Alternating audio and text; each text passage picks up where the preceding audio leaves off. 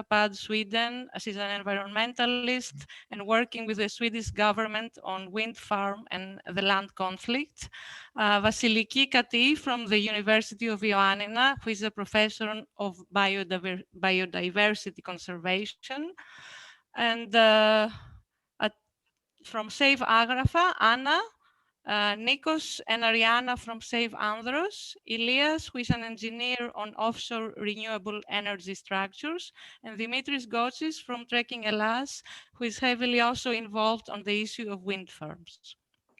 Before we get into the topic, Teresa will brief you shortly on housekeeping, on Zoom housekeeping, and then we will continue with our theme.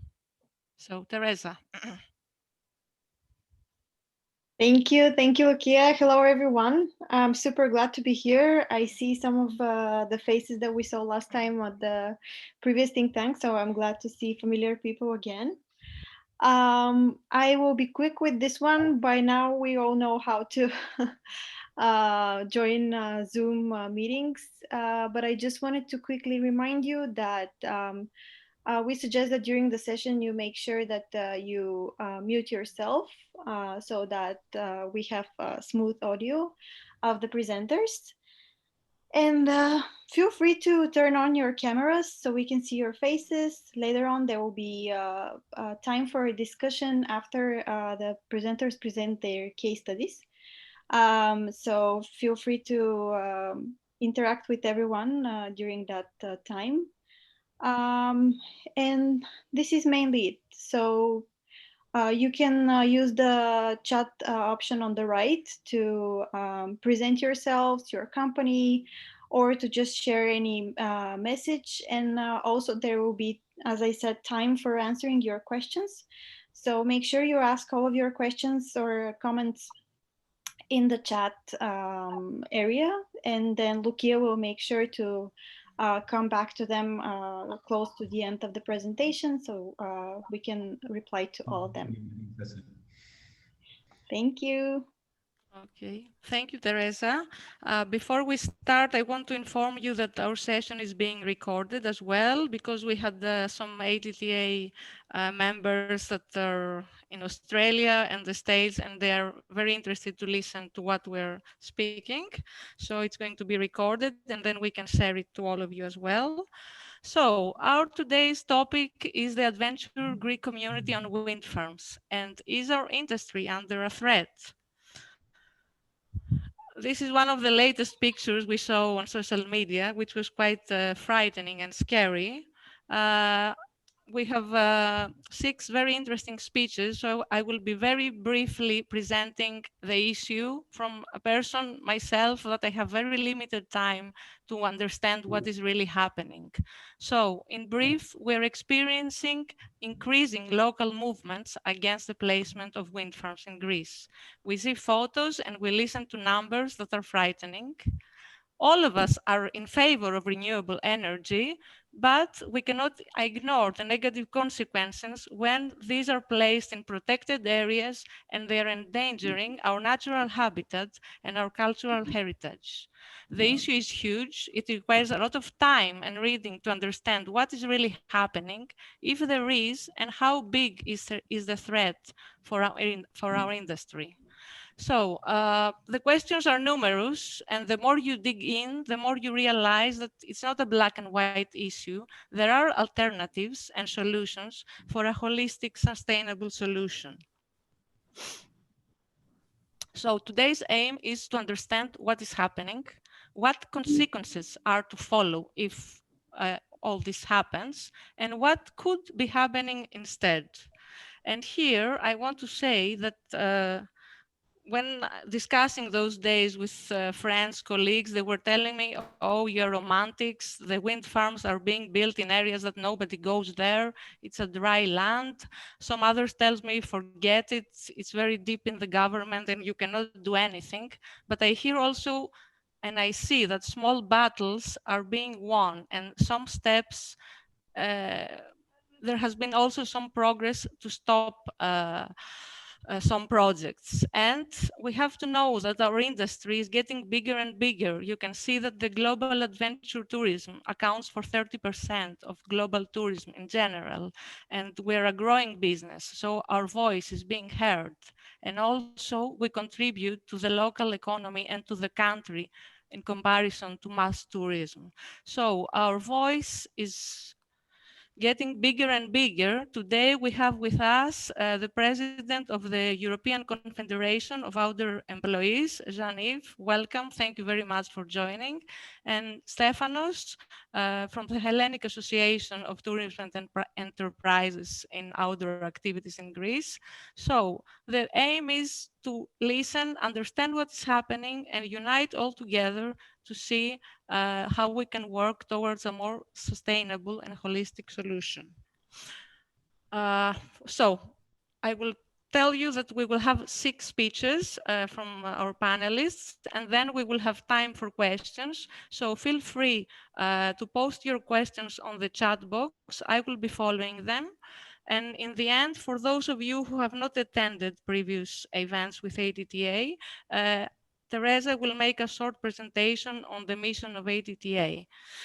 Okay, so let's welcome Anna Iasmi Valianatou. She's the movement representative from Save Agrafa, a lawyer, and thank you very much for joining us, Anna. You can share screen automatically. Let's see if it works and start. Thank you very much, Lucia. I'll try that and just start my talk presentation in a second.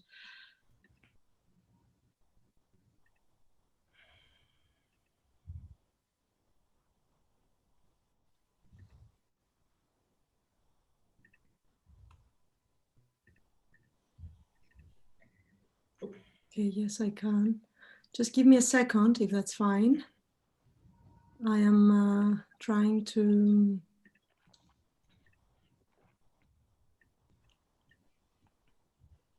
Okay. I'll share.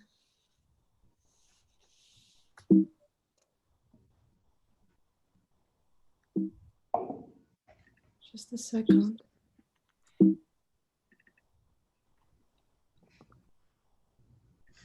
Am I sharing screen right now? No. Okay, good. You just did before. Yes, yes. I just try to do this like advanced Zoom thing where you can share a portion of your screen. So let's see if I will manage to do it correctly. Sorry for that. I'll be No quick. worries. Portion of screen again. At the beginning, we could see the whole screen. Yeah, I know. Go share. So I go here and I do rehearsal.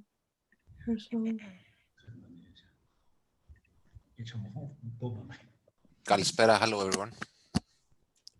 Γεια σου, Δημήτρη. Hello, Δημήτρη. Γεια σου, Λυκία.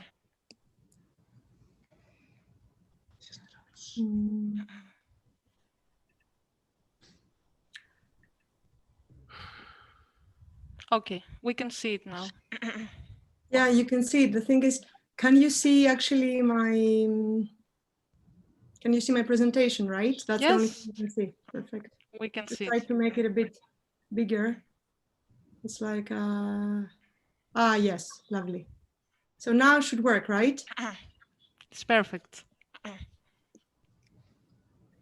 Okay, good. So let's start. Thanks for your patience. Well, it's great to meet you all, and special thanks to Trek in Hellas for organizing this virtual think tank session. The problem of ill-planned wind farms across Greece is ongoing and is a very important issue of great concern to anyone who is active in outdoor activities. So today I'm representing the Citizens Environmental Initiative based in Athens for the protection of Agrafa Mountains. We are a grassroots movement comprising mainly mountaineers and people with interest in ecology, wildlife, and so on. We have been working on a voluntary basis to preserve Agrafa Mountains for almost 3 years now. So what is Agrafa? Before we start to explain what we're fighting for, let me first introduce you to Agrafa. The Greek word agrafa translates to unwritten or unrecorded. The area is difficult to access or control, Hence, it has been used as a center of resistance during several times in history, like during the Ottoman occupation or in the resistance battles during World War II.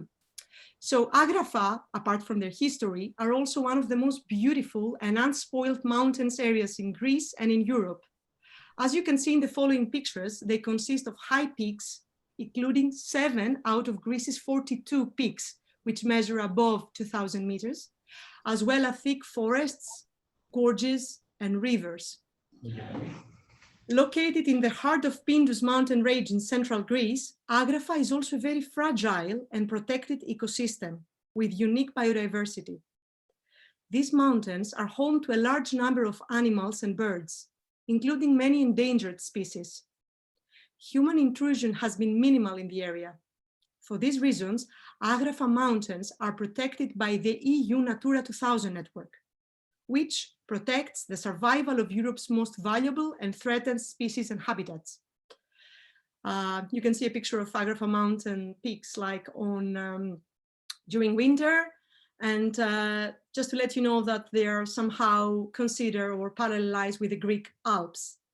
So flattening the Agrafa peaks for the installation of gigantic wind turbines would be the equivalent of destroying the mountains around Chamonix in France or the peaks of Lake District in Britain, according to the British mountaineer Tim Salmon. So let's see what's wrong with Agrafa. As I already mentioned, this natural sanctuary is threatened by the installation of hundreds of wind turbines of industrial size, each up to 150 meters high. The Greek state has already granted permit for the installation of the first 40 wind turbines, which are expected to irreversibly damage Agrafa's landscape and destroy most of its unique biodiversity. In this picture, you can see road excavation works that took place on Agrafa peaks. This is a plateau of almost 2,000 meters high in the autumn of 2019. So what is going to happen on Agrafa if the project goes ahead? As you can see in the pictures from wind farm construction works on other Greek mountains, the dense forest and peaks will be deserted by wide access roads and large construction sites with thousands of tons of cement and high voltage pillars, transforming this virgin landscape into an industrial site. So this is a photorealistic simulation done by Dimitris Gotsis, who is also on this meeting and will present later, I suppose. And it gives you a quite good idea of what the area is going to look like if these permits go ahead. So these road construction works that you saw in the picture with the excavator beforehand took place despite the fact that grassroots ecological movements like us, an established environmental organization such as the WWF and the Hellenic Ornithological Society, heavily criticized the impact assessments submitted by the companies. So those impact assessments were incomplete and biased. We challenged the permits before the Greek Supreme Court, which then ordered the companies to submit additional specialized impact assessment in order to comply with the EU legislation for protected habitats. In the summer of 2019, the investing companies hastily filed those additional assessments without proper on-site observation and scientific foundation. And then they started those excavation works on Agrafa, accompanied by police officers to disrupt any demonstration. Unfortunately, the Greek Ministry of Environment initially accepted these additional ecological assessments. However, there was some small win of the movement, as our concerns and opposition, both by citizens but also by environmental organizations, made, let's say, put pressure on the investment companies, which realized that they had to conduct further research in order to fortify their impact assessment. For example, 25% of Greece's vulture population, this is the endangered species Gyps fulvus, for those of you who know it, is nesting as close as 700 meters to the projected wind farm installation on Agrafa. So even the updated assessment submitted by the companies underestimates completely the impact of the project on these endangered species. As a result, the Greek Ornithological Society submitted a very detailed report on the catastrophic impact that the project would definitely have on this bird population. So as a result of all our actions, the wind energy company submitted an updated environmental impact assessment a few weeks ago, which underwent public consultation on the website of the Greek Ministry of Environment. The public participation was massive. More than 700 citizens and organizations, which is unique for Greek standards when it comes to environmental public consultations, submitted their objections to the project. Just to mention, there was not even one positive submission or comment for this project during the public consultation. So we remain optimistic, even though the road ahead is long and bumpy. Let's see why. So you may wonder why the government, and in particular the Ministry of Environment and Climate Change, as it is called in Greece, would give green light to such a destructive project, both for the landscape and for the wildlife protective in the area. The answer is simple and straightforward. Green energy at any cost. Oddly and paradoxically enough, even at great environmental cost, including endangered species habitats. The narrative behind this paradox is that this is the only way to save the planet. As part of the EU-wide efforts to address climate change, Greece has committed to a legally binding target of sourcing 35% of its final energy consumption from renewable sources by 2030. However, even though the wind farms that have been already licensed outside Natura areas guarantee that Greece will meet double or triple its 2030 renewable energy target, the government keeps granting licenses and plans to install more than 5,000 additional wind turbines in protected areas across Greece.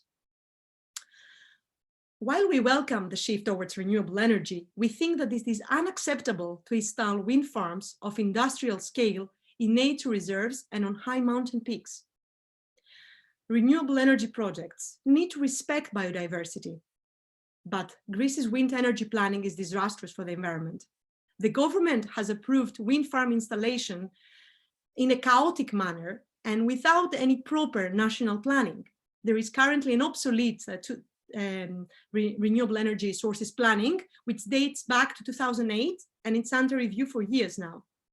So Greek authorities have licensed the operation of large-scale industrial wind turbines by 67% inside nature reserves and on almost every peak of Greek mountains, as well as on several Greek islands, which are home to protected migratory bird species. If the wind farm projects continue to take place without proper planning and robust environmental impact assessments, Greek nature and wildlife will be irreparably harmed. In addition, the industrial development of these protected areas precludes any possibility of sustainable development through eco-friendly activities, such as hiking, bird watching, and so on. Many of you, I can see, perhaps it's better this way. Many of you might ask what national and European laws, why they cannot protect these havens of wildlife and landscape. Well, the EU legislation grants high discretion to member states when it comes to ways they can protect their Natura habitats. Some member states like Italy, Spain, Bulgaria, and Cyprus do not allow installations of industrial size, including wind farms, in their Natura networks. Others, like Greece, allow for the installation of wind farms in protected areas as green projects. However, the greatest problem of all is that even in protected areas, the Greek state blindly approves the impact assessments submitted by the companies, which most often are biased and incomplete. So it's not like per se that they are granted license within Natura. It's also that the impact assessment is being done in a very sloppy and not genuine or effective way. After several complaints by environmental organizations before the European Commission, there has been an investigation and a Commission decision referring Greece to the European Court of Justice for failing to protect its natural habitats. No action has been taken yet by the Greek state in response to that. On top of this green energy avalanche, the Greek government passed in the spring of 2020 a new bill changing environmental policies and scrapping away environmental procedural safeguards. Among others, the new bill allows for oil drilling and other development projects in protected areas. The bill passed despite great political opposition and public outcry. We, as an initiative, started a petition which was signed by 140 environmental organizations and movements across Greece and almost 23,000 citizens. That bill was also heavily opposed by major environmental organizations like WWF, Greenpeace, and the Ornithological Society. Still, it passed. So what are we going to do? What are we doing to prevent this environmental catastrophe? Well, first, we try to raise public awareness by organizing discussions, projections, hiking trips, events, and by publishing on the press and on social media. Then, as I mentioned, we've taken some legal battles, challenging the legality of such acts, monitoring environmental laws, and trying also to monitor the company's movements on the ground, including by monitoring whether they're engaged in any illegal activities.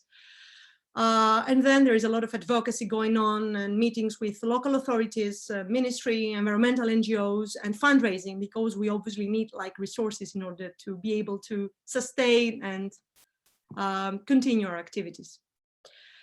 So I hope I explained the case of wind turbines on Agrofa Mountains and gave you a bit of context regarding wind energy planning in Greece and how catastrophic it is for the landscape and for wildlife in our country.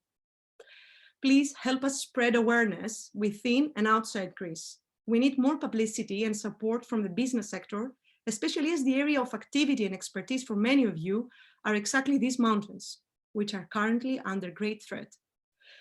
We will be happy to share more material and any information you need. Thank you very much for your time.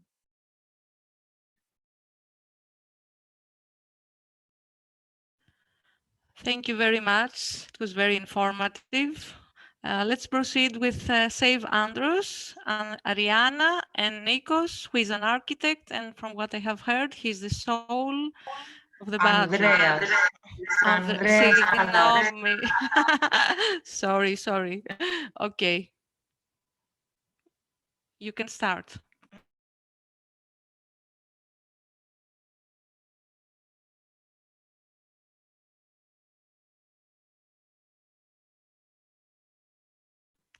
Ariana, you are muted.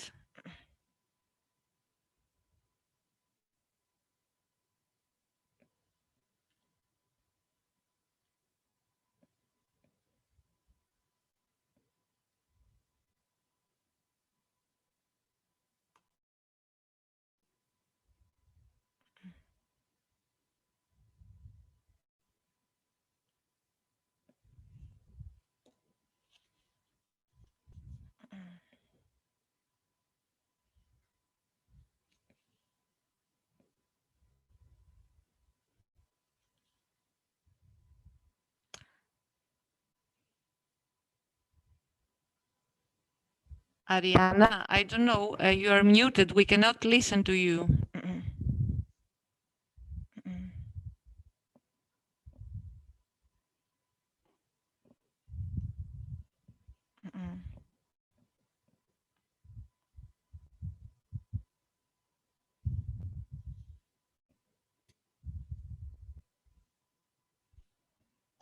Okay, now I think you can hear me. Okay, yes, perfect.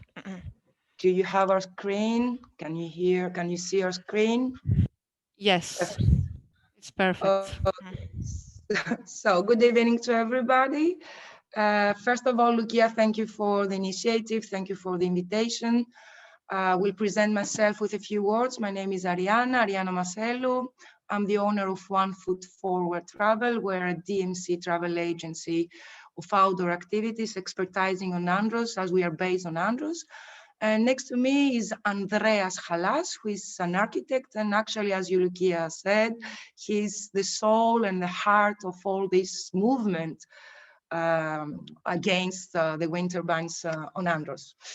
We will try to present you a little bit of the particularities of Andros, and then after this perfect presentation about our Amazon in Greece, that I do believe is Agrafa, and I think it's our duty to protect them. We will try to give you the threats and the risks that are coming with the upcoming wheat farms on Andros. A small presentation of Andros.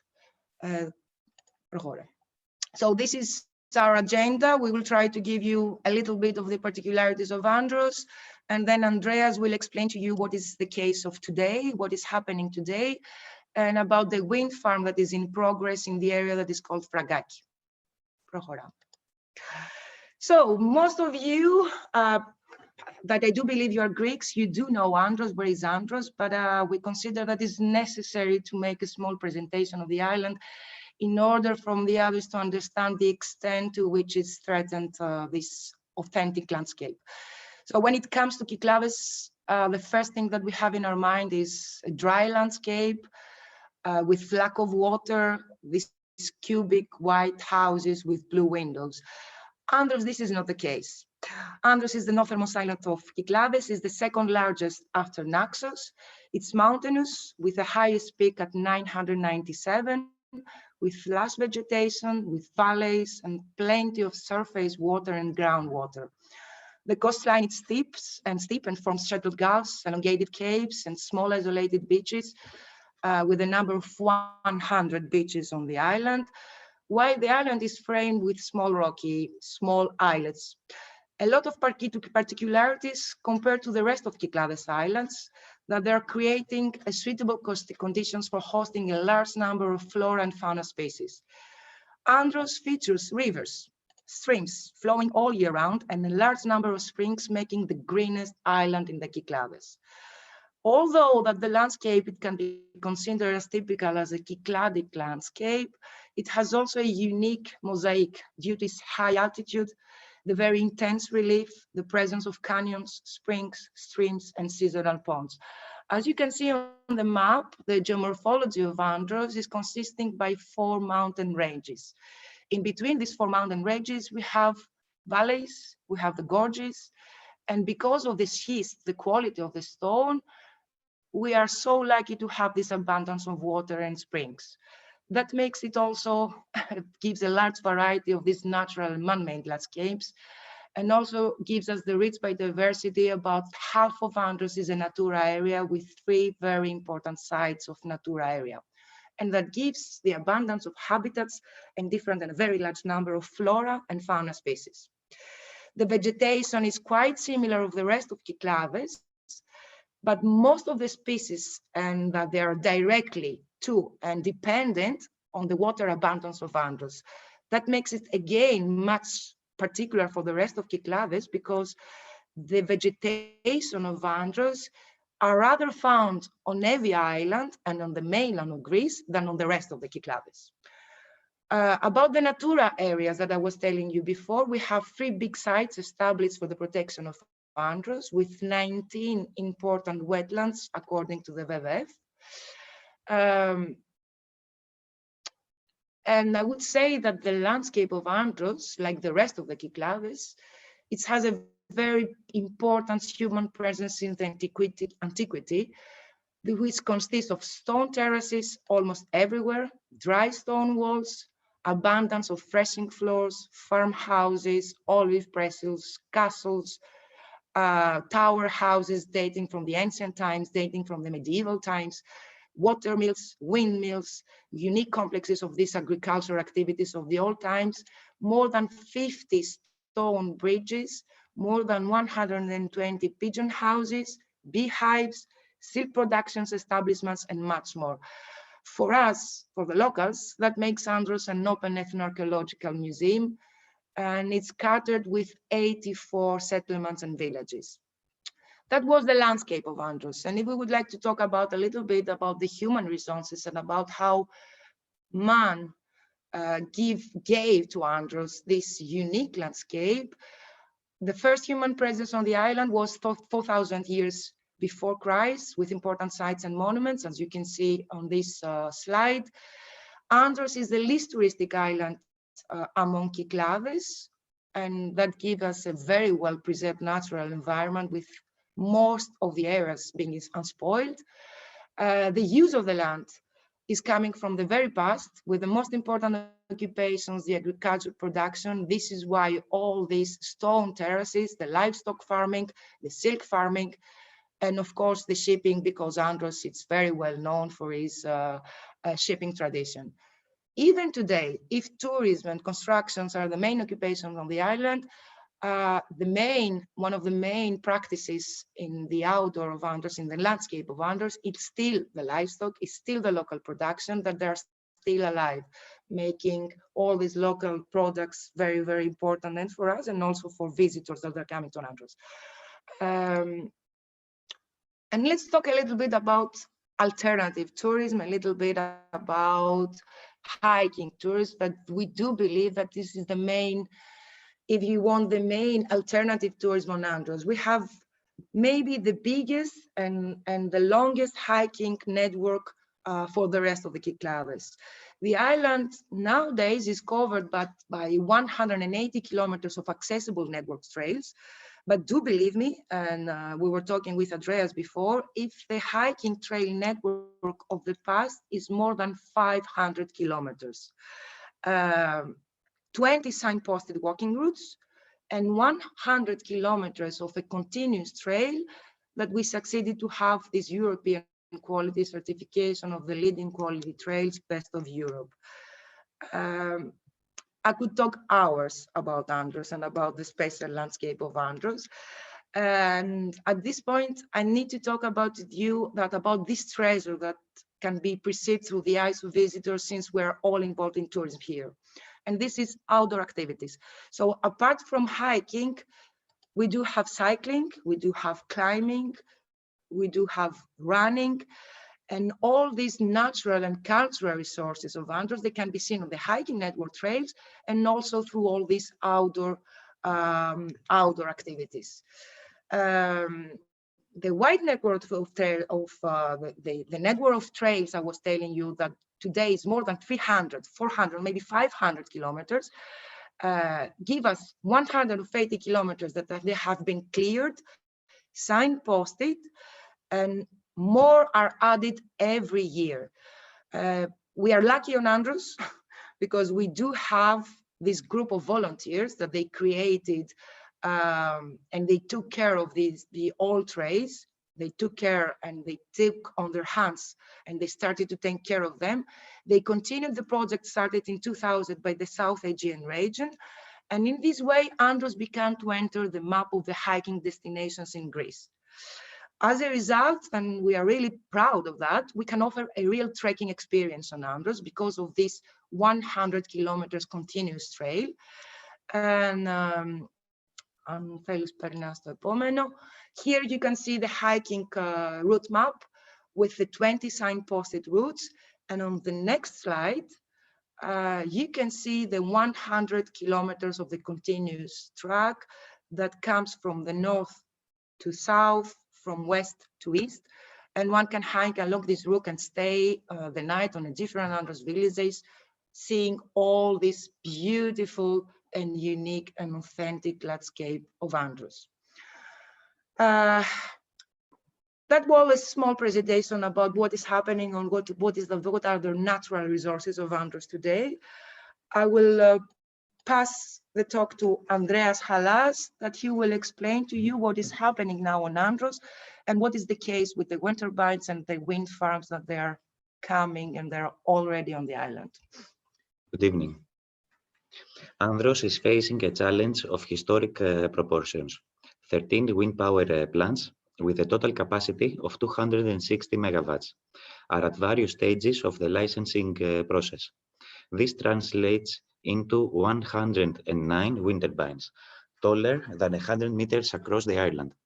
Both the local community and the municipality have given a negative opinion about the parks in the central sector of Andros. At the moment, an appeal has been made by the Council of State, by both the municipality and the Citizens Committee. Paradoxally, in southern Andros, the municipality behaves as if the project has been accepted. By monitoring very closely the overall construction process, we achieved, through the decisions of the Councils of State, to pause it. in order to keep the strict observance of its environmental impact. Thus, the prohibition of any kind of works in the area has been achieved during a crucial period of time which constitutes the Bonelli's eagle breeding season. After an extensive study of all documents related to wind farm licensing, we consider they conducted environmental studies incorrect. At the very beginning, 2-3 wind parks consisting of 2 to 3 turbines have been deployed and planned in the island. Today, as a snowball effect, we are facing a massive installation in every inch of the island. The local society, back in the 90s, perceived the few installed wind turbines with a perspective back to the future, like in the movie. Nowadays, we are getting better informed about the company's plans.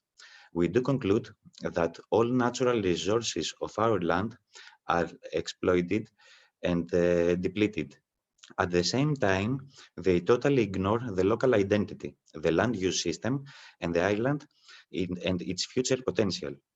The paradox is that the island is treated as a wind-powered platform, exporting energy for the benefit of the companies, while ideally the local society should play the role of the renewable energy co-producer within a bottom-up energy planning approach aiming at self-sufficiency. It is well known that in the case of any successful energy transition or climate adaptation, solution lays the active involvement and participation of local societies, which can play a catalytic role in co-designing and co-creation processes. The motto worldwide is "the problem is global, the solutions are only local." Indeed, the local societies have the expertise to recognize and develop under proper guidance the suitable combination of renewable energy generation and storage solution, to aim them to the local identity framework of their place and therefore to embrace and maintain them. Instead, in Andros' case, an extensive monoculture of wind energy violently imposed across the whole island not only excludes the local society, but in the long run will result in its extinction. Not only the natural environment, but also the socioeconomic sphere of the island will get extremely fragile and in danger. At the moment, we are at the stage of demanding the complete suspension of any licensing or construction process until the new National Energy Spatial Plan is released.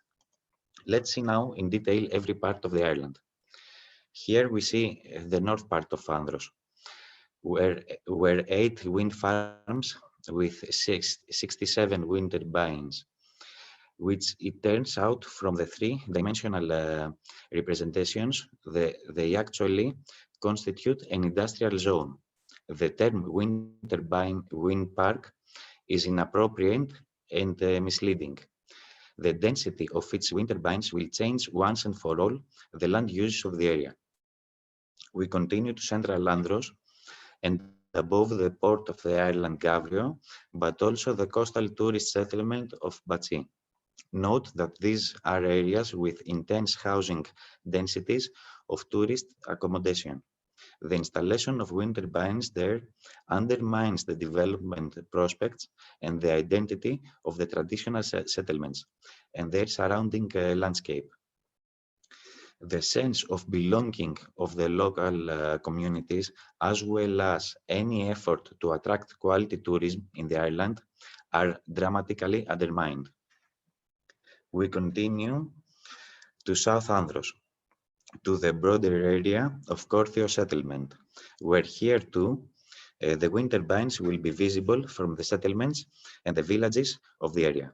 Wind turbines are also deployed and planned in the heart of the wildlife refuge, which is a Natura 2000 area.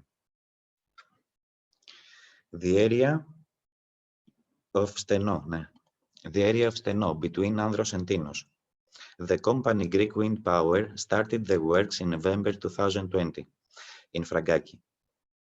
5 wind turbines will be installed there. The area is designated Wildlife Sanctuary Natura 2000, where the nest of the protected species of Figel is located. Program Life Bonelli East Med. This is the largest area in the Cyclades with a genuine unspoiled landscape. In the pictures, we can see the stage of the works that have created huge and very wide roads. We can see extensive rock slides, destruction of trails, especially in the picture we see that the road is constructed parallel to the trail, giving a permanent alteration of the surrounding area. As we see in the pictures, in order to create the turbine platforms, they excavate deeply the ground, changing the ground level in a very wide area, around the final position of the wind turbines. In such a scenery, with handmade dry stone walls, stone-built trails, and terraces, we realize the difference and the inappropriateness of the works scale, and therefore the violent and detrimental of the environment and the landscape identity impact they have. The same thing here. The infrastructure works change the identity of its unique landscape irrevocably, once and for all. In the picture, we see the number of trails in the area. Trail number 19, the blue line in the picture, crosses the area of Fragaki and passes through the wind parks. With the purple line, we are able to see the total amount of the trails in the area. The wind turbines will be visible from the numerous churches and monasteries, Byzantine monuments, trails, and beaches of the area. It is obvious that the total authenticity of the scenery of the region will be destroyed. So it makes us wonder if we are talking about a traditional Cycladic landscape or an industrial zone. Actually, the companies gives us the answer. While they intend to establish in situ all the equipment to smash stones in order to create gravel and finally produce in situ also the needed concrete to complete their works. And all that is happening only for their benefit and in a distance less than 1 kilometer away from the protected Bonelli Ziegel nest. So here we are talking about an unspoiled Natura 2000 area in which they want to install disturbing industrial uses, outguessing the protection of the environment and all that in the name of green energy. We are really wondering how green can all these practices be.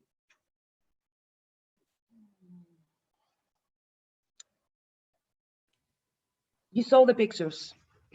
I mean, the pictures are the reality. You saw how authentic, for me as a hiking guide, the south part of Andros really is the most authentic part of Andros and is the part of the real Cycladic landscape.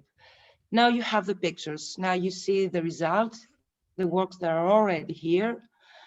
And we can talk about one threat and about one risk, deterioration of the particular landscape.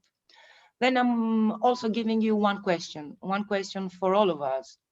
For all of us that were involved with outdoor activities, for all of us that were involved with environmental tourism, with alternative tourism, who is going to be the traveler, the hiker, that is going to choose these kind of landscapes for his hiking holidays? I'm wondering if this new landscape of the island is going to be attractive for any of these customers of us. And I'm wondering what is Greece is going to happen. And if we really we can talk on terms of mild alternative tourism in Greece. And I would like to read you the answer of one very big tour operator in London. I'm not going to give you his name. We're working together. When I informed him about the new installations, I'm just reading to you. From a walking tour operator's perspective, wind turbines are bad news. Any walk going near turbines is personally unattractive and will there not be offered. If the island becomes so overrun with turbines that no area is safe from them, we will regretfully have to abandon Andros as a destination. And for me, this is a question. What is going to happen? What are the threats and what are the risks? The same thing is happening to Agrafa. The same thing is happening to Tinos. The same thing is happening everywhere. So I do believe that this initiative from Lucia and from all of us involving with this kind of tourism, we need to be together and we need to push government, because I do believe that this is a governmental decisions against all this catastrophe to our natural landscape. Ευχαριστούμε. Ariana and Andreas, thank you very much. It has been very informative. I have to tell you, we are really out of our timing schedule. So I want to invite Elias, who is an engineer specializing on offshore wind turbines. It's very complicated, his title, to tell us if it's only wind turbines and nothing else. Elias. Okay, let me share my screen.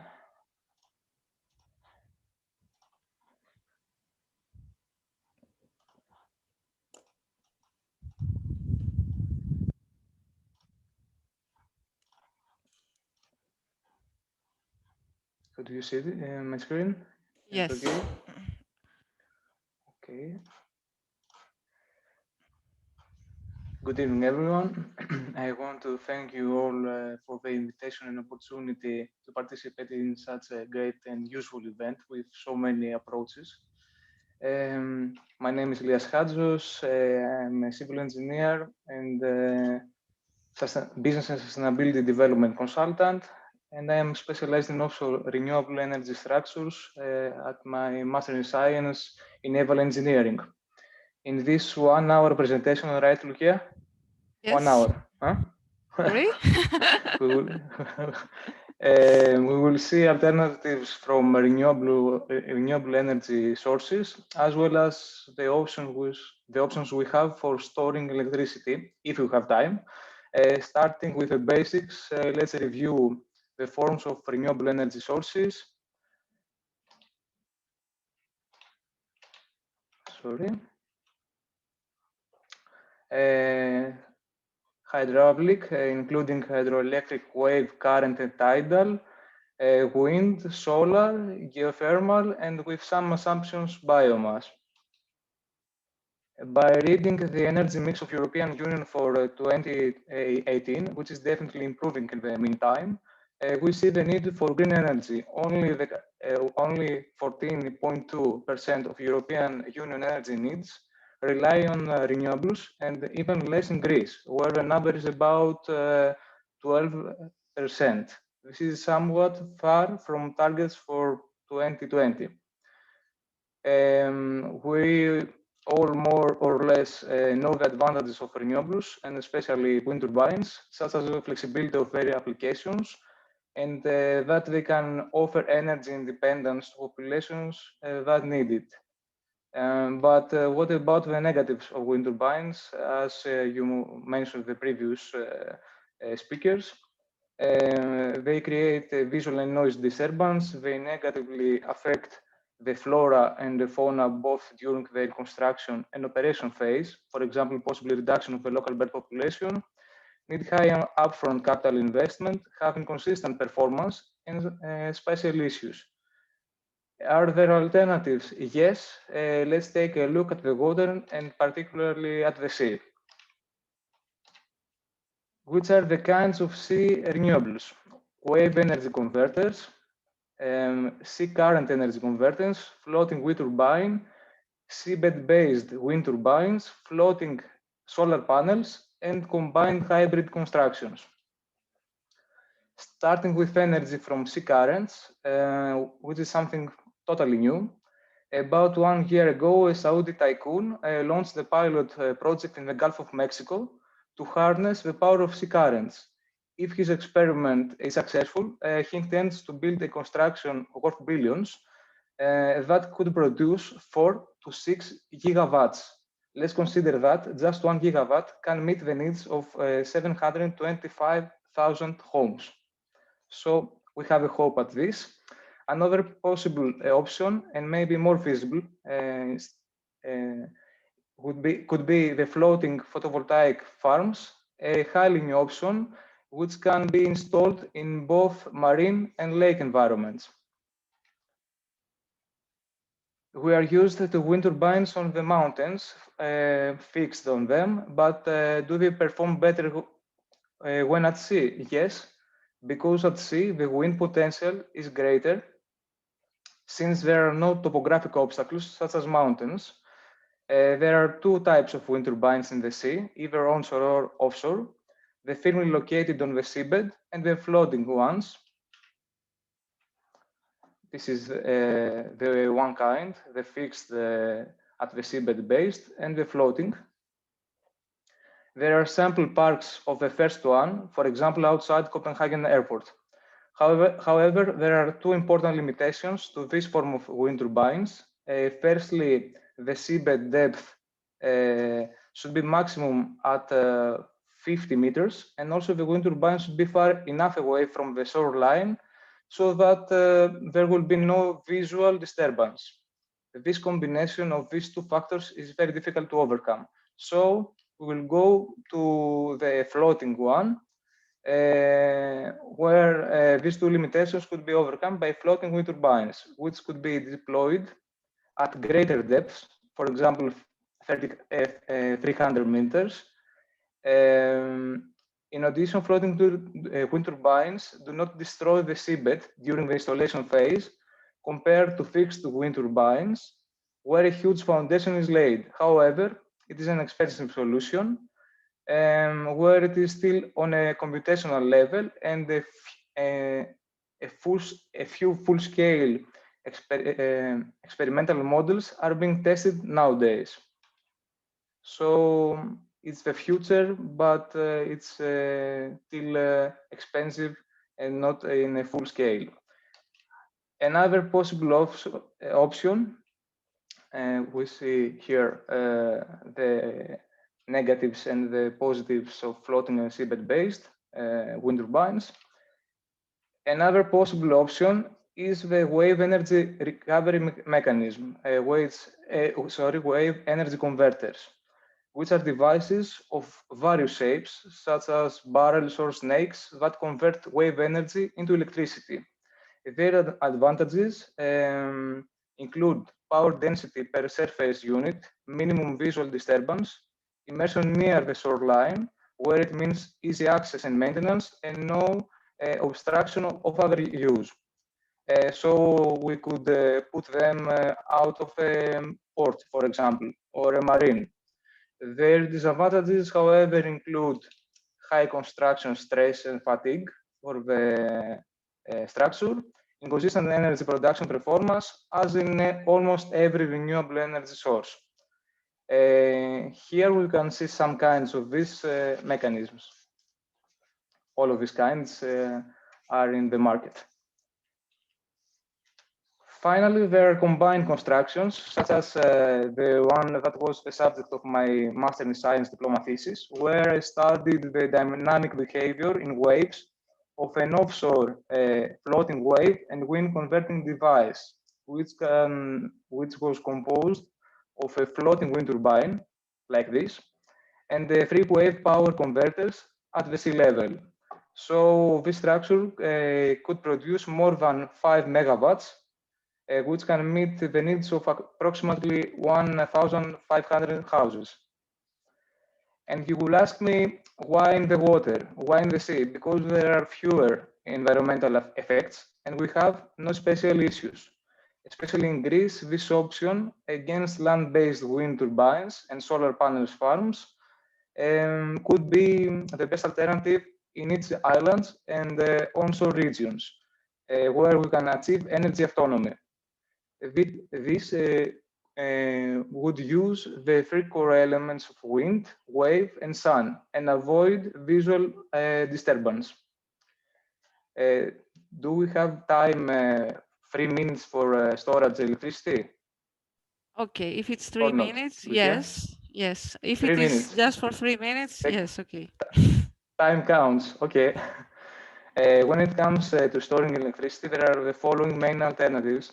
I want to talk about the storage because storage too has its environmental effects. So there are the following main alternatives via batteries, where the materials they are made of evolve and become more environmentally friendly.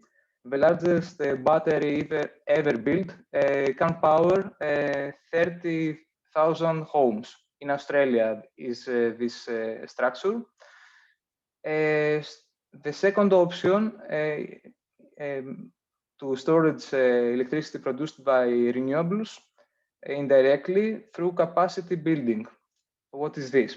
An example of this is the pump storage, where when we have a surplus produced of renewables, for example, in the evening when the power of consumption is low, but the wind potential is high, we send with a pump using the extra current water to a natural or artificial pond, lake, a reservoir generally, which is located at the top of a slope. And thus we store the water dynamically. When we have a lack of energy from renewables, for example, a low wind potential, we let the stored water of the reservoir go downstream and create hydroelectric energy. The above system, except for the effects of the upfront installation, provides an environmentally friendly energy storage due to the continuous flow of water. And the third and last option is to indirectly use the production of clean fuels, which require large amounts of energy to create them, but during their combustion, they don't pollute the environment, such as hydrogen. So we could use the energy of the renewables to produce hydrogen. Is renewable energy sources for all?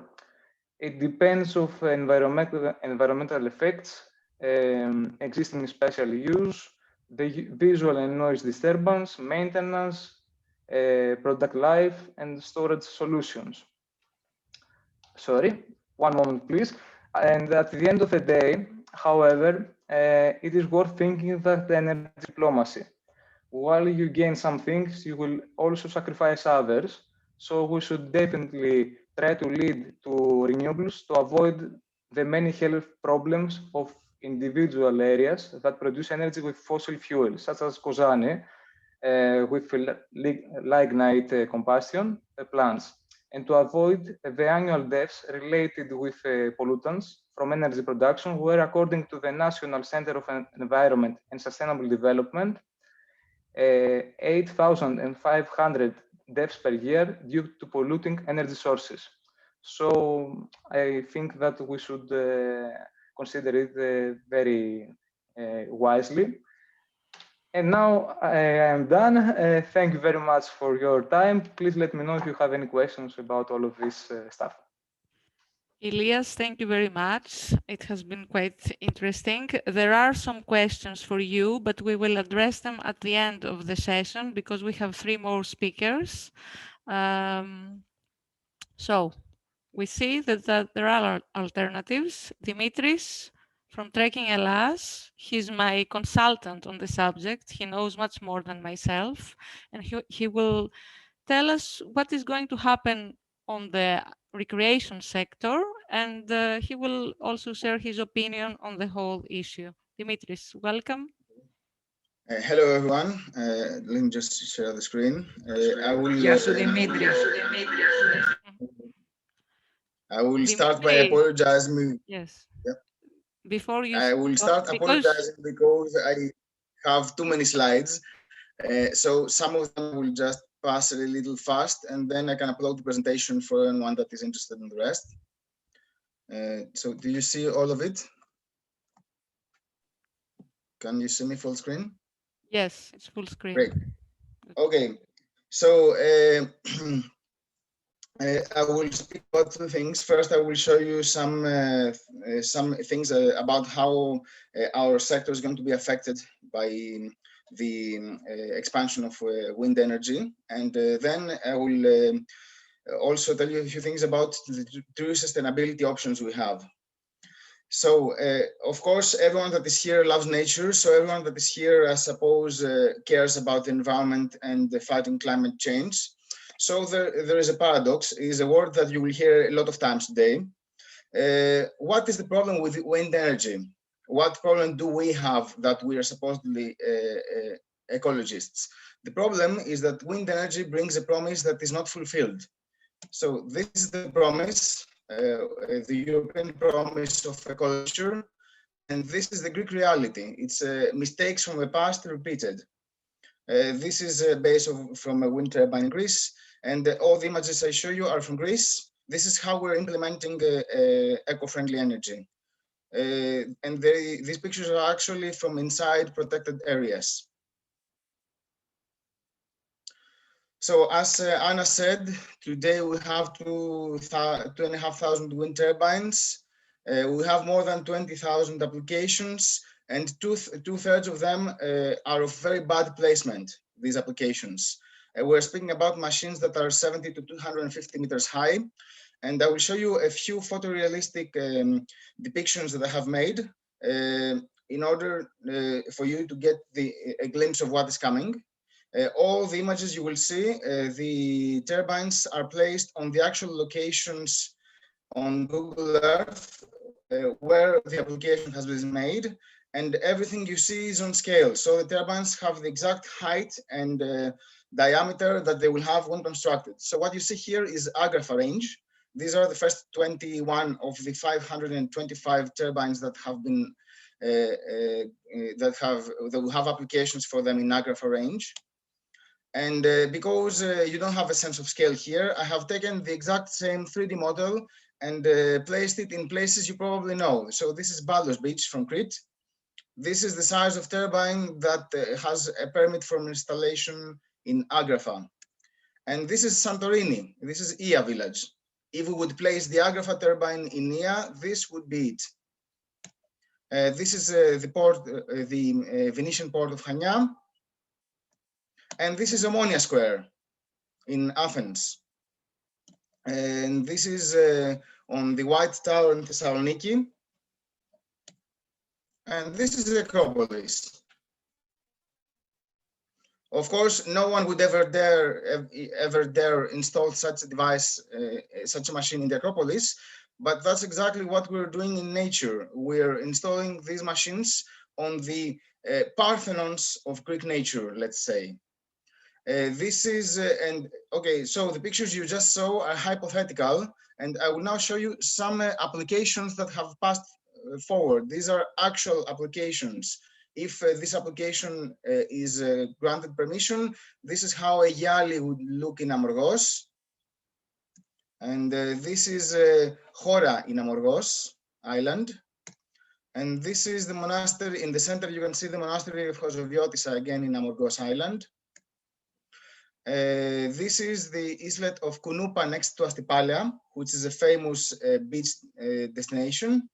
And these again are real applications and the real sizes of them.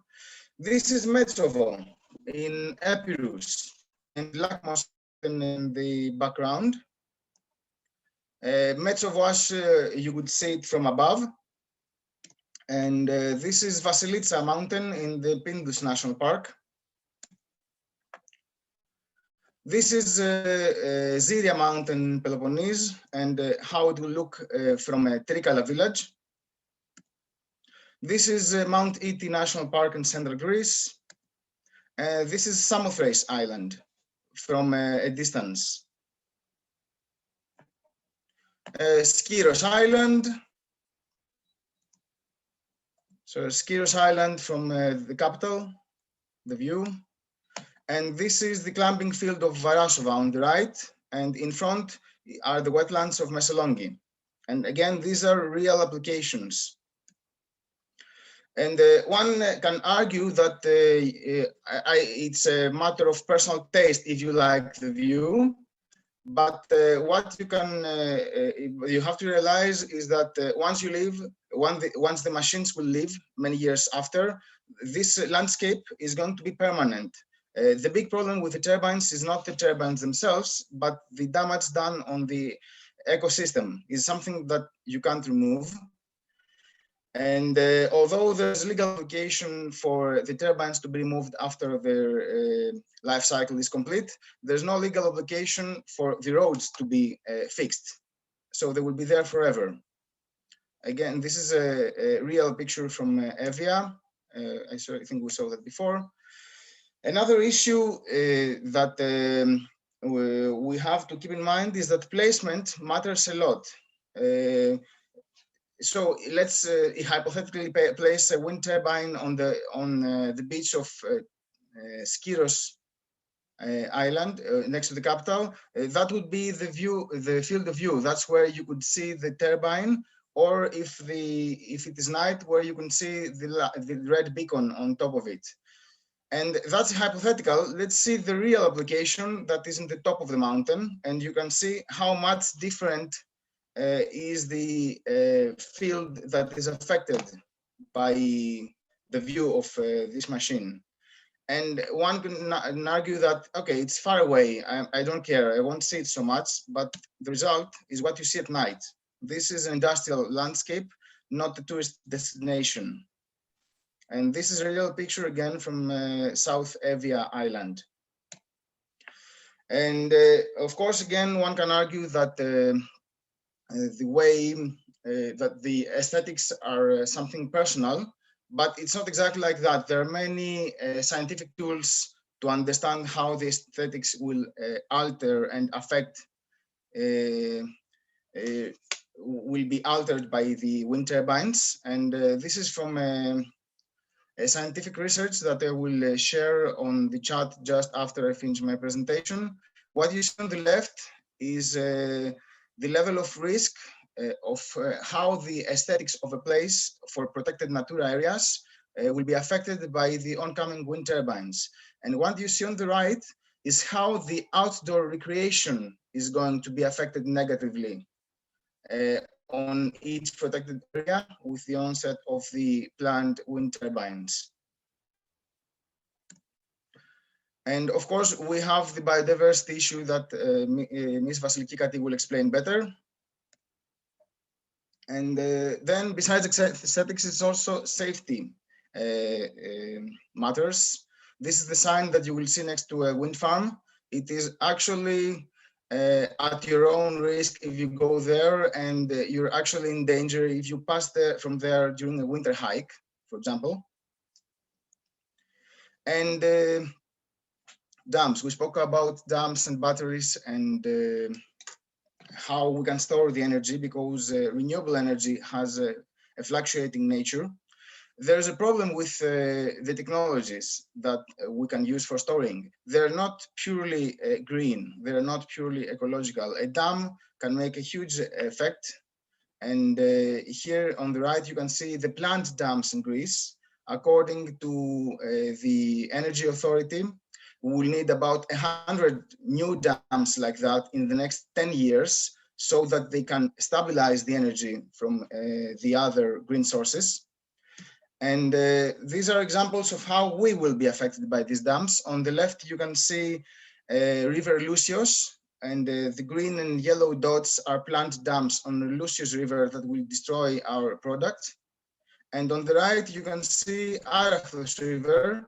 There's a dam just a few hundred meters away from the Plaka Bridge that will again destroy our product, besides destroying nature.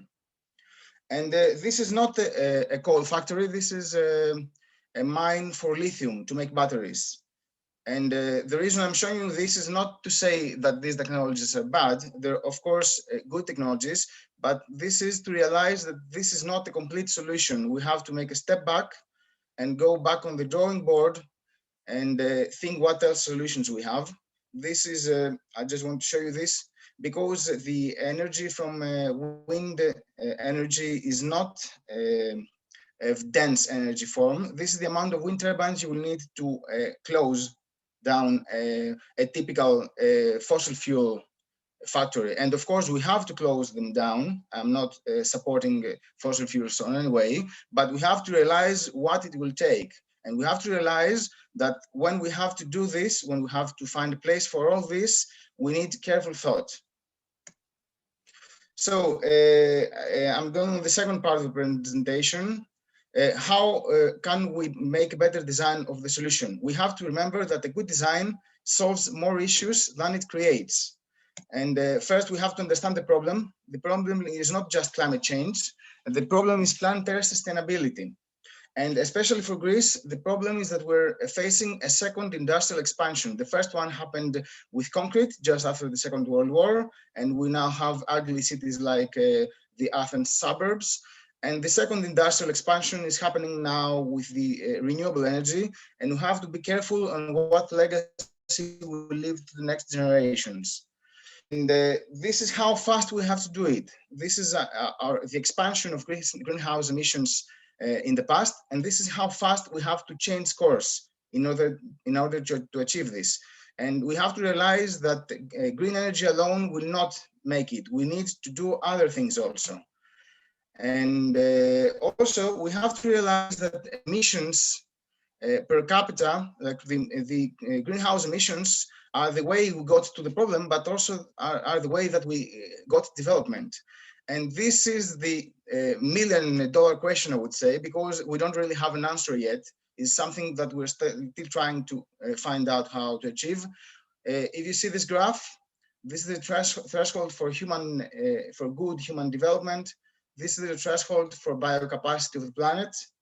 And this is where countries are. And what we're asked to do is that all countries have to be on this green box in the next 30 years. This is a big challenge.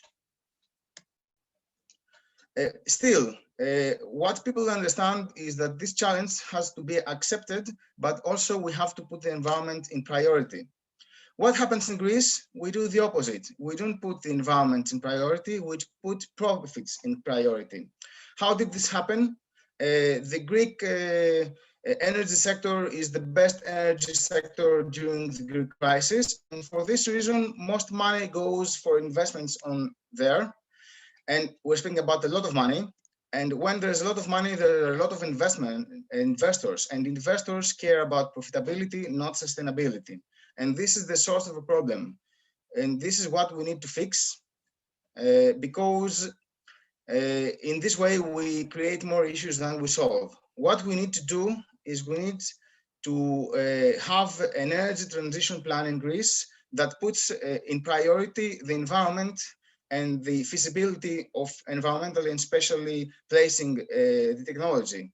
Right now, we only take into account the fact that they are technologically and economically feasible, and that's how we choose which projects to complete. And then one more thing we have to realize is that we have to ask the right question. The right question is not just how we'll have green energy. We have to fight climate change, we have to have energy security, we have to have eco-sustainability, and also we have to have social equality during this process. I will pass this very, very fast. So there are many alternative ways to have to fight climate change. Nature-based solutions are the best. Tropical tree loss is the third biggest polluter in the world. We cut down trees and so they don't consume CO2 from the atmosphere. And in Greece, we're not doing very well with that either. The lifestyle is also a big factor. We have to change our lifestyle with small changes that can make big difference. This is one example. Our footprint from diet is important, and you don't need to become a vegan to have a low footprint. You just to stop eating beef, for example. And then we have to recognize that the idea of recycling is not enough because we don't recycle too much, and then it all again ends up in dump places. We need to go into a circular economy. Next, we need to improve efficiency, avoiding the so-called efficiency paradox. And I will give you an example. What's the efficiency paradox? When you improve efficiency, you actually consume more. For example, when airplanes burn less fuel, more people can travel by air because it is cheaper. So you actually burn more airplane fuel in the end. This is the efficiency paradox. And so that's the steps for climate change. And then one important thing we have to keep in mind, what is renewable energy? Renewable is energy that comes from natural forces, renews in a person's lifetime, and does not require large-scale and permanent intervention. What do I mean with that? It's not the technology that is bad or good, it's the way we use it. So this on the left is renewable. This on the right, from Makarnanika Mountains in Greece, is not renewable. And so we need proper spatial planning. Ms. Kati will tell you more about how we can achieve that on a good nature way. And we need to also follow Europe. Europe installs wind energy close to human in cities, in grass croplands, and in the sea. They don't install it in the mountains. I will give you the example of Austria. In the 3 regions of Austria that are the tourist mountain regions, they have 0 wind turbines, although they have a lot of them close to Vienna. And we have to also realize that it is not windy everywhere. So it's very windy in North Europe, but not so windy in the mountains of Greece. It's mostly windy in open Aegean Sea. And for example, these are areas where we can install a floating turbine with minimum environmental impact. And then again, we have to do, as I said, good spatial planning. The blue areas are areas in Crete that would have minimal impact with such installations of wind turbines. And we have to remember that we're not doing bad in Greece. We're doing very well. We're up to the target of 2020. And with the rate of installation of wind turbines right now, we're going to achieve 2030 target 5 years earlier. So we have time to make a step back, take a breath, and redesign the bad system we have. And finally, we have to remember wind is not the only energy. We have Greece is ideal for solar energy. Actually, Greece has an ability to cover 32% of its energy from rooftop solar panels, not even fields, just with rooftops on houses. And I say that because there is a myth that solar farms will use up precious farmland. This is not true. Right now, we cover 7% of Greek electricity and use up just 0.12% of Greek farmland. And okay, I will pass this fast. If I have 2 more minutes, I will just tell you about this, which is very important. No, Dimitris, I think I will have to stop, and at the end of the session, you can continue because there are also a lot of questions. Okay. Great. Thank you very much. It's about the inequality, and also thank you very much. Okay, thank you very much. Our next panelist is Vasiliki Kati, or Kiki. Thank you very much for joining our panel, Vasiliki. We are ready to listen to you.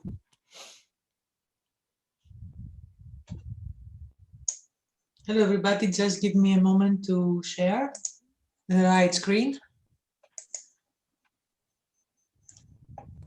Can you see my screen? Yes. It's okay? Yes. Perfect. Okay. So, well, I will try to be very short because it's a very huge issue. And I'm going just to provide you some data and not do political, talk, because it's extremely important, but maybe for the end. Well, what I'm going to talk to you about road and roadless areas, about the wind farm nexus, and finally about the policy frame. My talk is on the basis of 2 papers, recent papers, that you can click and find. First, scientific evidence. Is there any problem with the new roads? There is a lot of literature just saying that when new roads penetrate natural areas, trigger land use change, and land use change is a top threat to biodiversity. This comes from the very recent reports of the IPBES globally. Because roads, they create habitat loss, deforestation, land take, landscape fragmentation, and so on. And there is a very important issue here that it's called contagious development. It means that after the first cut, the first forest cut, after the first new road entering the wilderness, we're going to have a cascade of negative effects against roads that it's not anymore possible to control. This is the #1 threat globally, land use change. Second, a new road means natural resource extraction, overexploitation, mining, logging, and in some countries also this is connected to the many illegal activities. New road means climate change, from asphalt production to microclimatic alteration, air, soil, acoustic pollution, invasive alien species. This is a field that you might not know very well, but it costs billions of euros each year. New species that they never occur in Greece or in Europe. They just spread along roadsides, and this is very bad for the economy as well. The impact, of course, it's very, very well documented for wildlife. There are tons of paper about what is going on. Collision mortality, habitat loss, and genetic isolation. We move on to ecosystem services. This notion is equally important because the ecosystem doesn't work well anymore. We have soil erosion and climate mitigation decrease, hydrological disruption, and so on.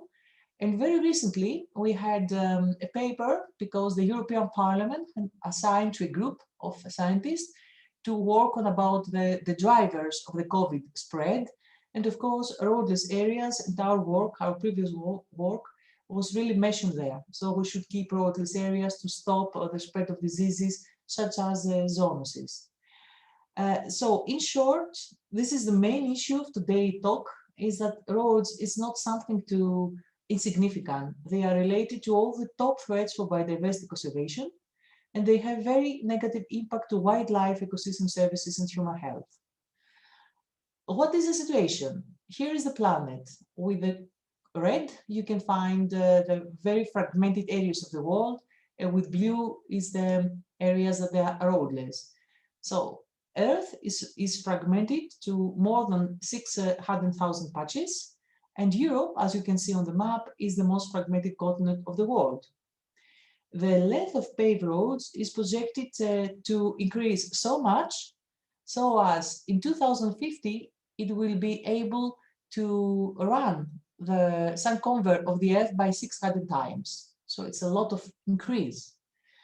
Nature is declining. It's not by coincidence that this era of an explosion of human infrastructure and road systems, it comes with the biodiversity crisis of the world. I just give you here some points, such as that we have a lot of ecosystem services declining that can threaten not only our human well-being, but also our existence. For instance, we do not have, okay, there are many examples I'm not going to enter now. Here is some data, just this one.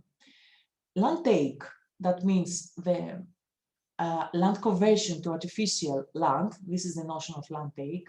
Soil sealing, that's another idea that means everything that is cement, it means soil sealing. The ecosystem doesn't work anymore under the asphalt, okay? And fragmentation, that it's the process of cutting the environment in small patches. All these three major threats to biodiversity are increasing in the European Union. And we have a very clear declaration inside the IPBES. Here is the main report of the Intergovernmental Panel of Biodiversity Ecosystem Services, just out a year ago, that says that due to expansion of roads, extensive areas of the planet will be open to new threats.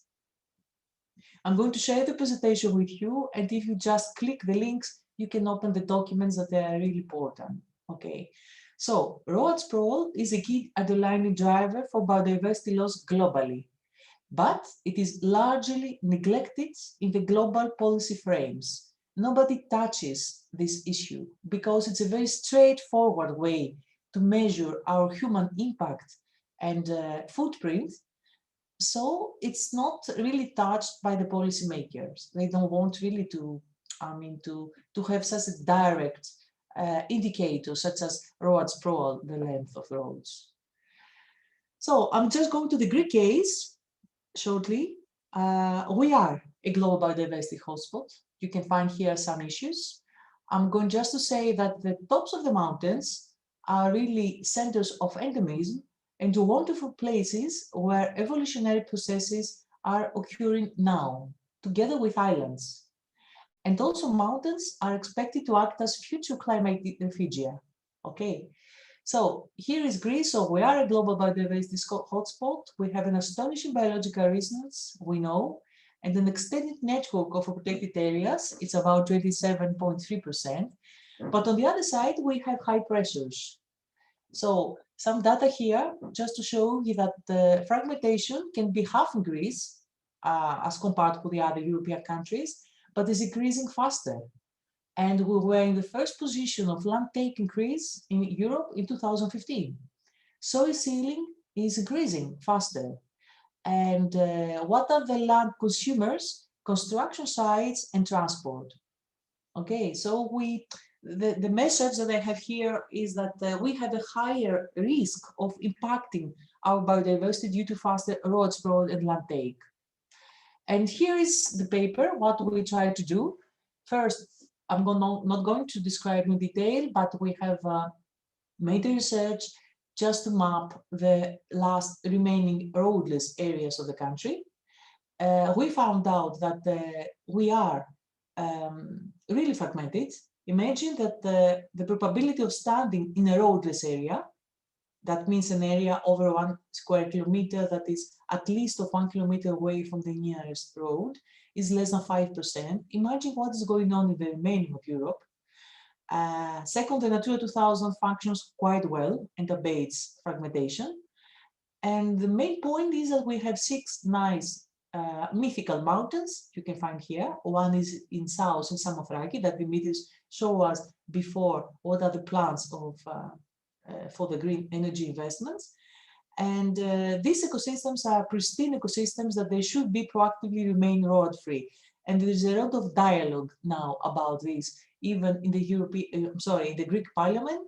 And I think that there are some positive news that it might be that the government is going to legally protect them. There are some indications that they're going to move on after our research. I move on to the second issue, scientific evidence. Where is the problem with wind farms? In practice, we have a conflict of policies. These are the CDGs, the Sustainable Development Goals, and we do have a land conflict because wind farms, they need land, and they need road sprawl, artificial land, landscape fragmentation, all these, plus collision mortality, barrier effects, avoidance patterns. We have worked as a lab also for the scenarios vulture, for instance, in the area of Thrace, and we find out very high mortality if all the plans of wind farms would be implemented, really about 44%. And we also have worked very recently on chamois, that we find out that a new road means just that the chamois avoids the road and gets away. And since wind farms are connected with new roads and artificial land, besides the direct effects, they have a very big impact on the wildlife. So it's a very simple equation. Habitat loss, wildlife impacts means biodiversity loss, and we don't want really to lose it. And what I'm telling you now, it's not that I tell you. There are many people around the globe and really top scientists. One of them is Sandra Diaz, who was leading the IPBES report. And inside the report, in the paper in Science, they just say that meeting climate goals without incurring substantial land use change and biodiversity loss is one of the global nexuses of the global challenges and problems scientists they should work on to find out the solution. We do have a problem in Greece, Previous speakers, they have shown very well. I'm going just to say that we have high wind potential, large availability of public land, that it's larger than in other countries for historical regions. We have a very supportive national climate policy, very much supportive. Many laws that they make it very easy to make the establishment of wind farms. And we have a very ambitious national target of about 7 gigawatt installed wind farm power. And that would mean about 60% of electricity generation from renewables in 2030. That means we have a very flourishing wind farm sectors, about 12% annual increase of the investments. But on the other side, we do have a gap in our legislation. Still, we do not know how land should be used inside the Natura 2000 areas. This is in progress. This is why we had a problem also with the European Commission. We have a very negative court judgment approach. You can find here the case, just because we do not have this frame to manage our Natura 2000 sites. It's very free, anyone to do anything anywhere this moment. We don't have an adequate strategic environmental assessment. That means a national plan that says where should wind farms be located. This is a very old and again of very poor quality, an open case from 2014 again by the European Commission. And it is a problem that we don't have the tools to locate and to sit wind farms in appropriate places, as it was shown before. What we have done as a work, okay, what is the aim, it is to try to resolve this nexus. The main idea, the concept I'm going to present you here, is that we need a lot of wind farms. Why? Because we need to reduce the carbon dioxide from the atmosphere. Of course, wind farms do not reduce, but they do not produce carbon dioxide. So we do need wind farms. And in general, renewable energy resources. Okay, I'm just saying wind farms because this is the subject of our paper. On the other side, we do need a lot of nature because it acts as a sink. It reduces the carbon dioxide from the atmosphere. And all these, we need them for climate change to address climate change.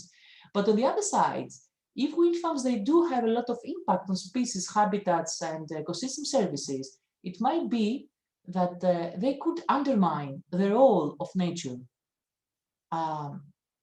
to act even as a sink for climate change.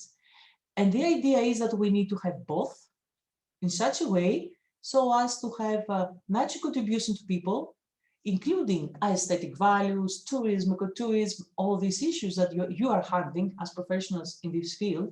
Is one of the too many nature contributions to people for our survival, safety, well-being. What we have done in our case, okay, this is the main concept, is that we try to see, let's take Natura 2000. This is the network. This is legally designed. I mean, it is legally protected, at least by the European directives. This is a surrogate for higher biodiversity values, okay, objectively. And we also use LFI, which is the Landscape Fragmentation Index, a very new index produced by the European Environmental Agency that just pinpoints areas that we do not have so many artificial land roads, okay? So we think that these two issues, they should give good and a good indication of where are the most ecologically sensitive areas of Greece. This is why we have designed a wind farm free zone, an area with Natura and low fragmentation degree, and all the rest should be the investment zone, the zone for potential investments. And we also set some rules for the scenario to function. For instance, if we do have wind farms that they operate now, we cannot stop them, even if they are in the exclusion zone. Okay, and we try to cross-check our scenario with different databases that they are existing. So let's see a little bit the result. Today, that means of March of 2020, because this is when we took the database, the current wind farm power was about 44% of the national target. Speaking now, it should be around 50, okay? So this is a scenario. Here is the national target for 2030 is 7 gigawatt. This is the business as usual scenario, the current policy of the Greek government that asks to increase installed wind farm power by 11 times. So we are here and we have to go here. It's really huge. And to overpass the national target by 5 times. So the question is, do we do it for good green development or do we do it to cover the national energy needs? This is really a political question here. On the other side, our scenario that I'm going to show you in map, we can increase still a lot wind farm power, but 3.5 times, and to achieve the national target by 1.5 times. And finally, you just to have an idea, okay, the business as usual scenario means about 4,800 more wind turbines in the Natura 2000 area. So I'm not at all sure that this is compatible with the Habitat Directive. And here is the scenario as it stands in a map. The sustainable performs very well. It's about the 60% of Greek land that should be exclusion zone, let's say. I'm not going to give you all the mapping, but we have tested with all the species of the European Directive, birds, habitats, and other annex species, and it really contributes significantly more the green zone to biodiversity.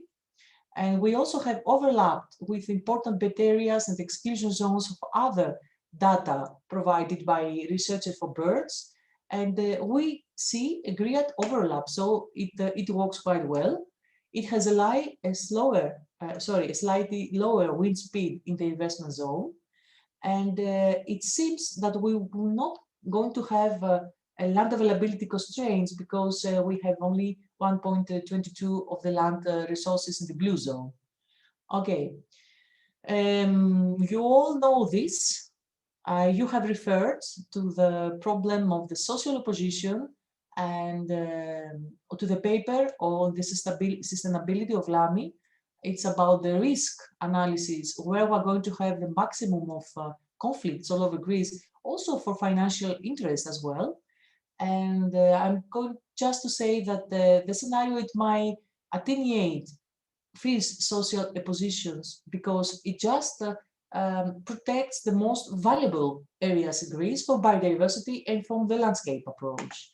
This is why we hope that if it could be adopted by the government, we could have a better social acceptance. I'm not alone. There are many people all around the globe. You can just click and see the articles. Many important sites, they say exactly the same message, that we should have renewable energy sources, including wind farms, solar panels, and so on, away from least ecologically valuable zones. For instance, Spanish scientists, they make a letter to science to just complain that they do have problems with their own biodiversity. Here is, I'm not going to read everything. Here is what is the legal frame currently, okay, about the sustainability, as you say. Just to note that from all these issues, we do have only the Paris Agreement that is a global legally binding agreement to keep global warming below 2 Celsius and so on. All the other issues, such as the Sustainable Development Goals or the Global Biodiversity Strategy and so on, they are not legally binding.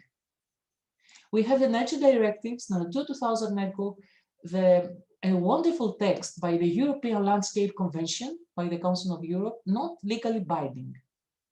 We do have a wonderful text from early, about 20 years ago, okay, the roadmap to a resource-efficient Europe.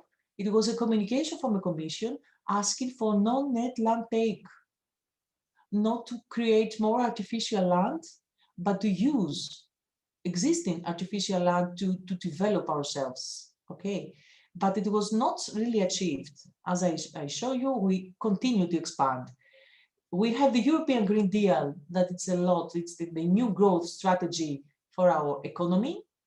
And we have the biodiversity strategy for 2030, that it's really a milestone, quite strict, let's say, approach to strengthen the biodiversity conservation, but not really addressing the land take, although it is a distinct target, addressing land take and restoring soil ecosystem. And the key message is that biodiversity loss and climate change are the two major challenges for our century, and we have to address them both. Okay, here are the main reports. So we need to restrain road sprawl and to uptake natural ecosystems for many reasons. One of the reasons is also competing activities, as such adventure tourism and so on, but just one of the many reasons. And the second message is to better integrate biodiversity in climate policies and to try to have this balance that we do not have currently, and to prioritize all renewables in least ecologically valuable areas. Here are the many links that you can see, or you can just visit the website of our lab that we are currently developing. And thank you very much for your attention. Thank you very much, Kiki. It has been very interesting and informative. Asa, you know, Greeks are not very punctual with time, so it's your turn. I don't know if what you heard you expected to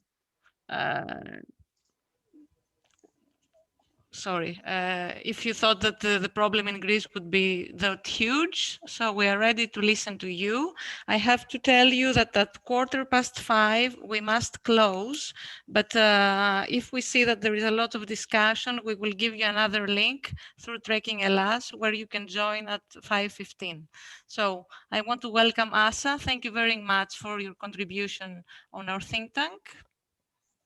Thank you very much. Can I please ask the person before me to stop sharing, and I'll just share one slide with you. I won't be able to otherwise. Okay. Oh.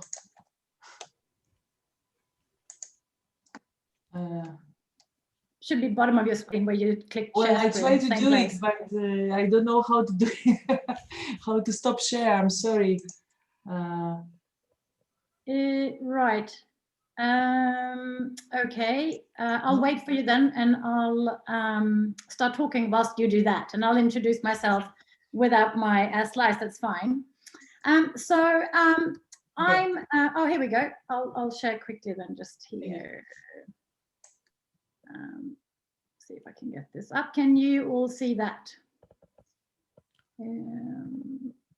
Start. Here we go. We'll take that off. Good. Can you see my screen? No. You cannot. Okay, then something is not working with the system, I'm afraid. Share screen. Now, here we go. This should do it. Let me bring this up for you. And I will press share. And let's see. Yes. That didn't work. Okay. I'll show this slide to you last, and I'll just get started talking so we don't get bored. Hi everyone. I'm not from Greece, as you might have guessed. My name is Åsa Lind Chong, and I'm a barrister and solicitor by trade. I am these days working also in the field of environmental science. I did my master's in environmental science and combining that with environmental law. I also run an adventure travel company called Escapade Sweden. And I conduct at the moment a lot of research on the future of land use, and in particular in relation to conflict resolution. I've been looking at wind power rather extensively, and doing a project for the Swedish Department of Energy, so the Swedish government, trying to predict and preempt conflicts. And really, I come at this from the angle of wanting to protect nature and thinking that tourism is a rather important player. And I think that's really important to establish for you so that you know where I'm coming from with this. So after listening to all of you learned and illustrative speakers with all your fabulous slides, I'm not going to post a whole lot of slides on Sweden because it's just going to bore you. Instead, I thought I'd actually cover some things that I've heard today and where I think everybody needs to have a think. And that is, how does the tourism sector speaking with government today? How are you being heard? How is the sort of the people, the nature protective speakers and tourism, what are the ways in which you are actually able to meaningfully participate? So I've started doing a lot of research, but it's my understanding already in this process that you need the help through collaboration with environmental science, law, and policy. So the solution is interdisciplinary. It's very hard to come just from tourism and say, here's our interest, this is what we want to do, or just from wind power, because there's always conflict. So globally, wind power is an area where conflicts will continue to rise. I mean, clearly we have competition for land, competition for resources, sure, but this point of competition for land is not going to finish. And this will be both land and at sea. And so optimal conflict resolution is all about preemption and understanding that we need a holistic perspective, yeah? So we've got to take in the competing interests. There's no point in excluding wind power. It's much better to invite wind power to the table and say, right, what are we going to do here? It's a difficult challenge. And so I thought I'd share a bit of my research just with you without slides, what I've come up with so far. And what we need to have a look at is what needs to be assessed when we're looking at a geographical area for the future of how best to meet arising needs, competing interests, and who should get to decide, right? So in order to do that, what I'm looking at in my research is conflict. What is it? Why has this conflict arisen? Land in general, like, does land have any rights? We're all talking about what we can do on the land. What about the land itself? We have national interests. My experience is that the competing national interests is a real issue, and also an area to address, because that's a language that is understood very much by government and in law. The alternatives in the debate. Thank you, Dimitri, if you're still here. It's incredibly important to present alternatives. So the moment that the discussion enters, do we actually need wind power? Immediately the discussion needs to go to what are the alternatives? For every specific locality, the issue might be global, but every solution is local. Cumulative effects is something that we are looking at extensively. And that's what are all the factors involved on a particular piece of land, and what are their potential effects, current and future. International legal principles such as fair localization. Any project, any development project should undergo a process of being assessed as to whether its localization is fair. That doesn't seem to be happening in Greece, as far as I've heard today. We speak of environmental impact analysis. Social environmental impact analysis is an area that I think would be interesting for Greece to look at more properly. And also, here is an instrument that the first speaker or second speaker mentioned, it doesn't work. Well, there's the place to look, because it's meant to work. Is it enshrined in an institution? Do you have a law that says that you have to make an environmental impact analysis? If that is so, and that's not working, that's the way in to have some to have a leg to stand on in the debate. What I'm also looking at or to discuss with the Swedish government on this is a possible continuing forum for new processes and frameworks regarding conflict to be discussed. So the idea that I have is that we can agree to disagree. Okay, we can take all the different part of this. Okay, we're not going to agree straight away. That's a definite, but we must join forces and agree to work together in a more efficient manner on educating each other, on planning, and potential solutions. And the primary aspect here needs to be to the benefit of nature. It's not so much managing land, it's managing people using the land, okay? And a wind park is as much a user as you could say then is tourism. But of course, then you look at who has what effect. And if you're doing a hike, it's going to be different than to put up a windmill, but it's still the interested parties. But to the benefit of nature, I don't really hear this discussed so much, which is interesting.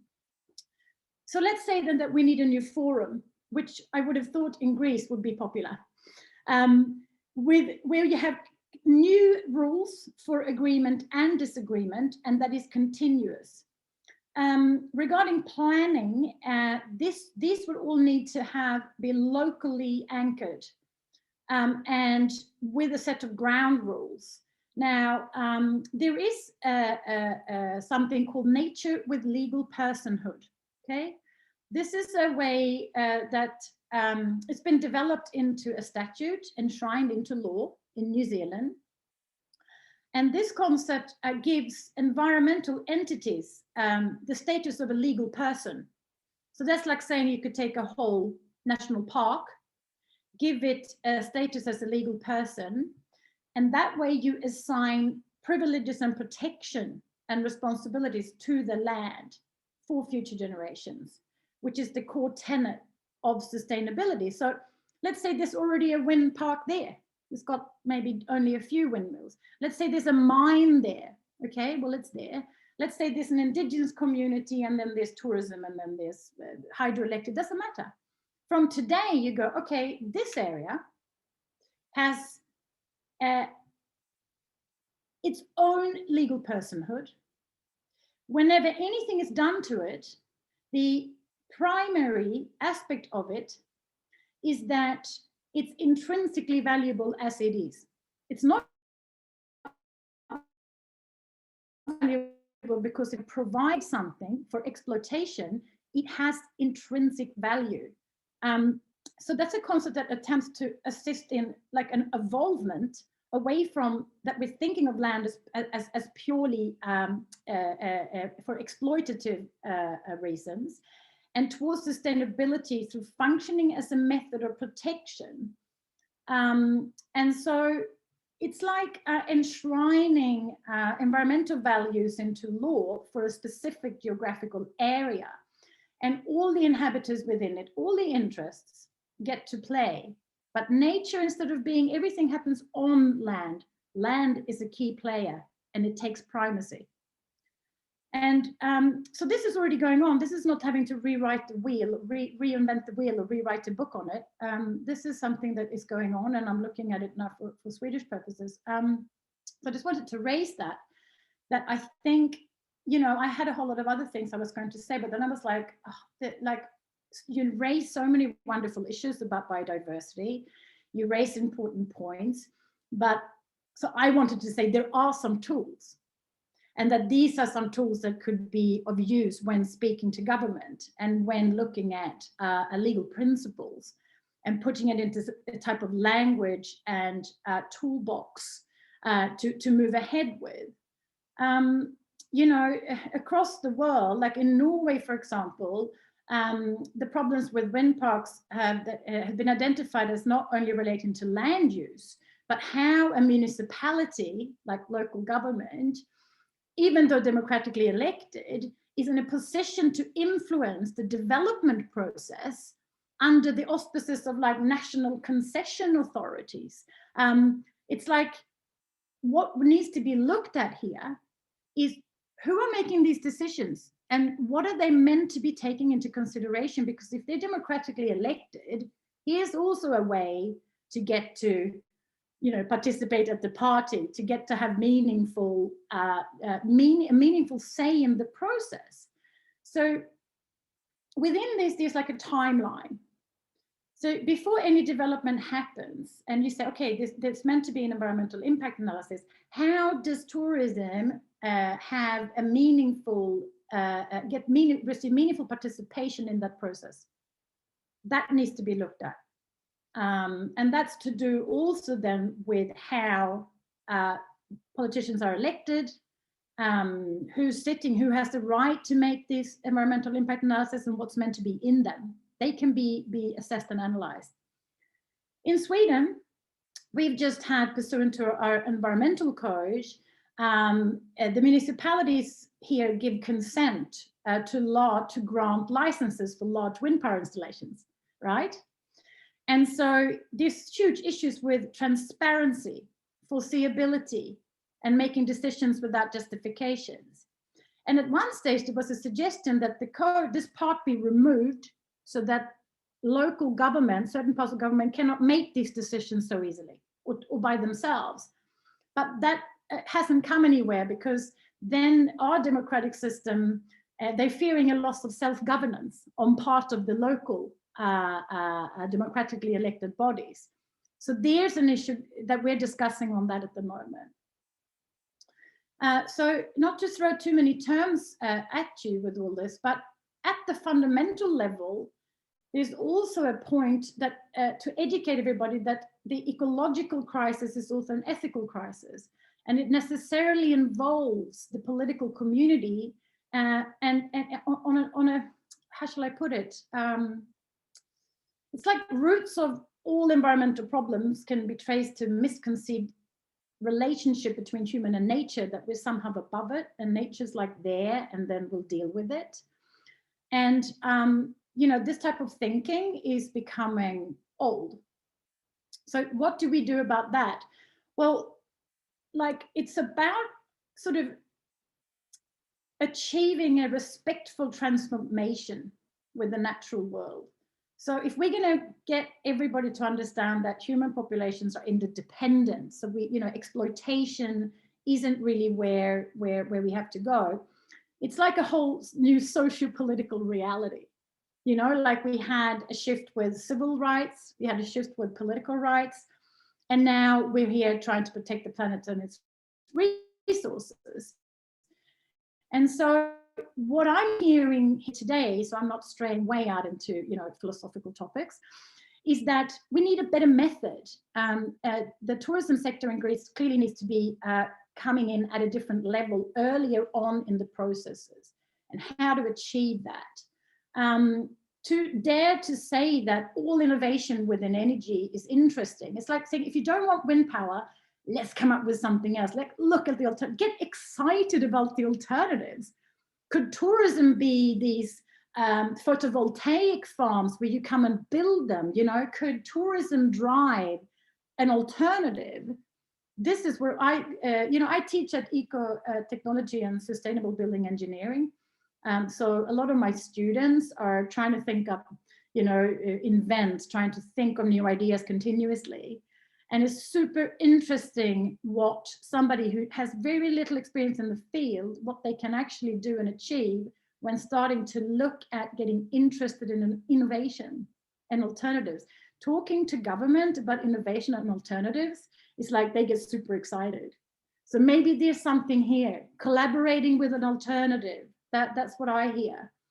You know, to get a meaningful position at the table at the right time.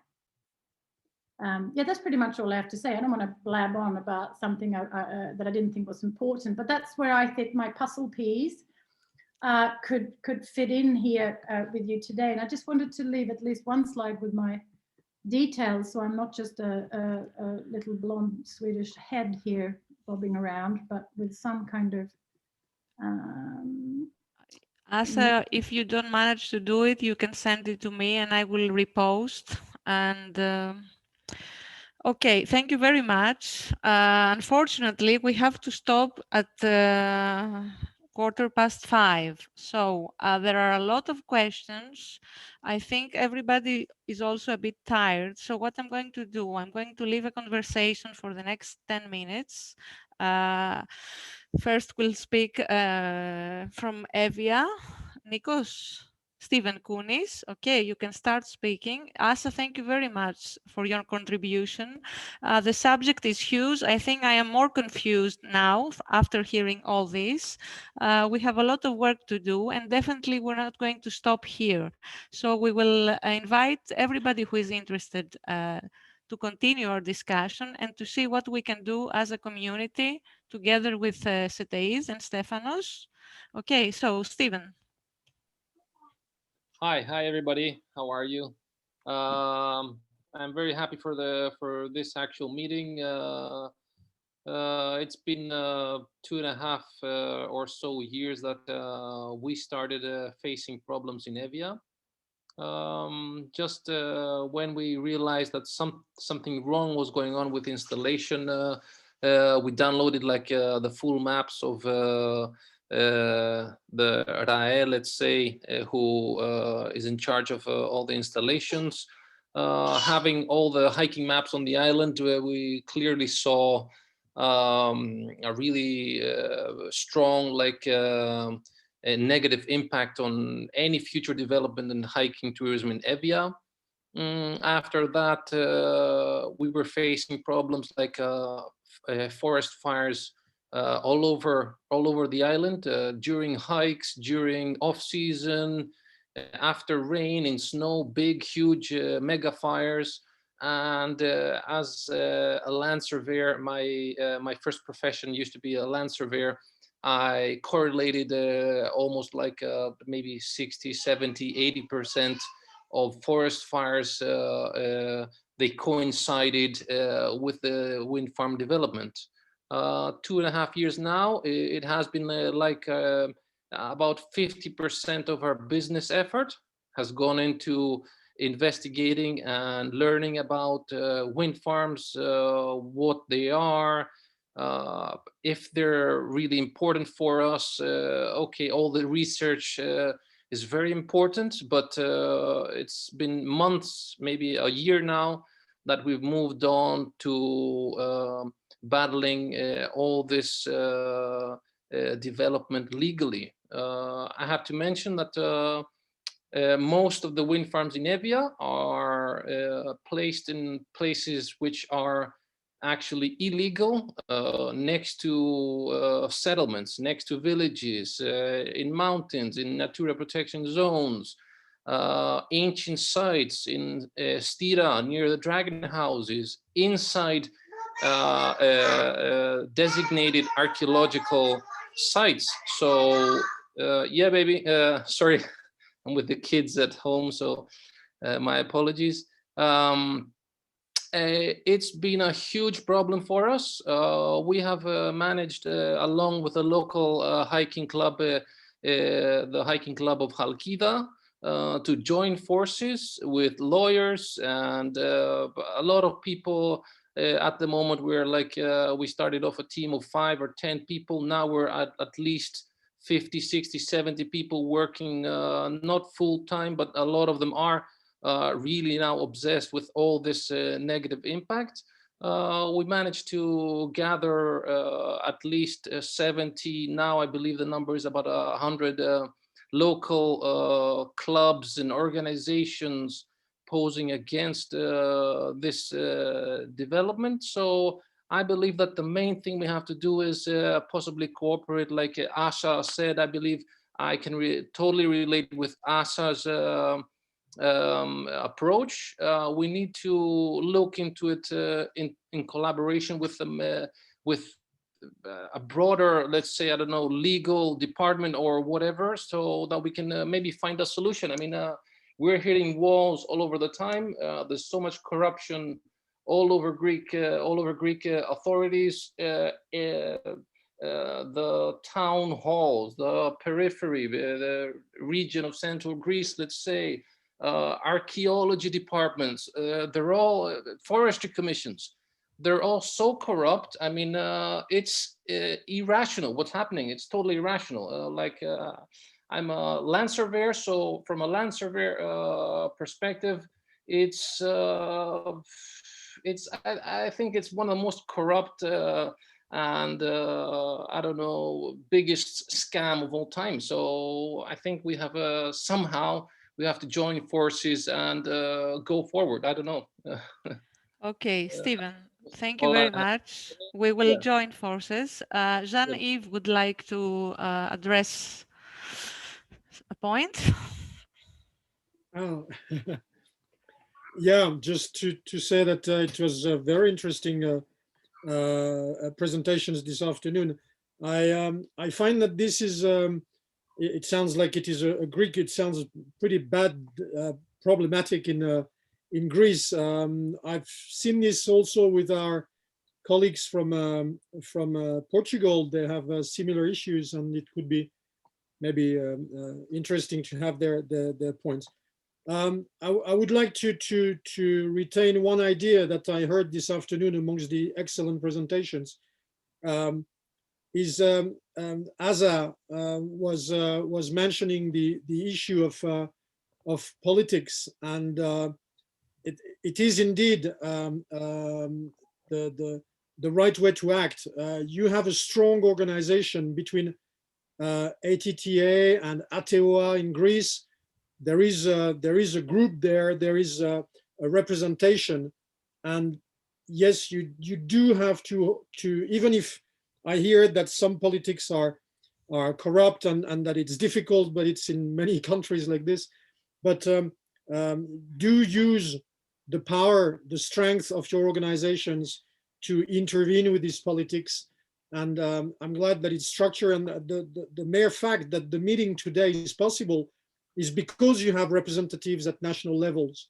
And ATEOA is a member of ECHO. We can relay the issue to the EU Commission as well. If we can help on this, that's something we can do. But by all means, do intervene with the politics as much as you can, ahead of the as much ahead as possible. It's always easy to say that, and it's difficult to do, but that could be a solution.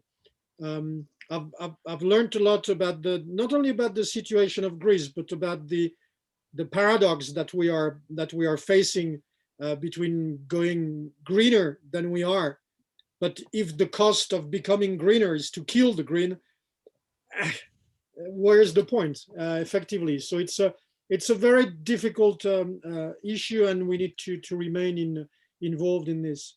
We'll be thinking of Greece in the future on this issue, and again, if we can help establishing contact with the EU Commission, we will do so, and ATEOA will liaise, and we'll talk about it.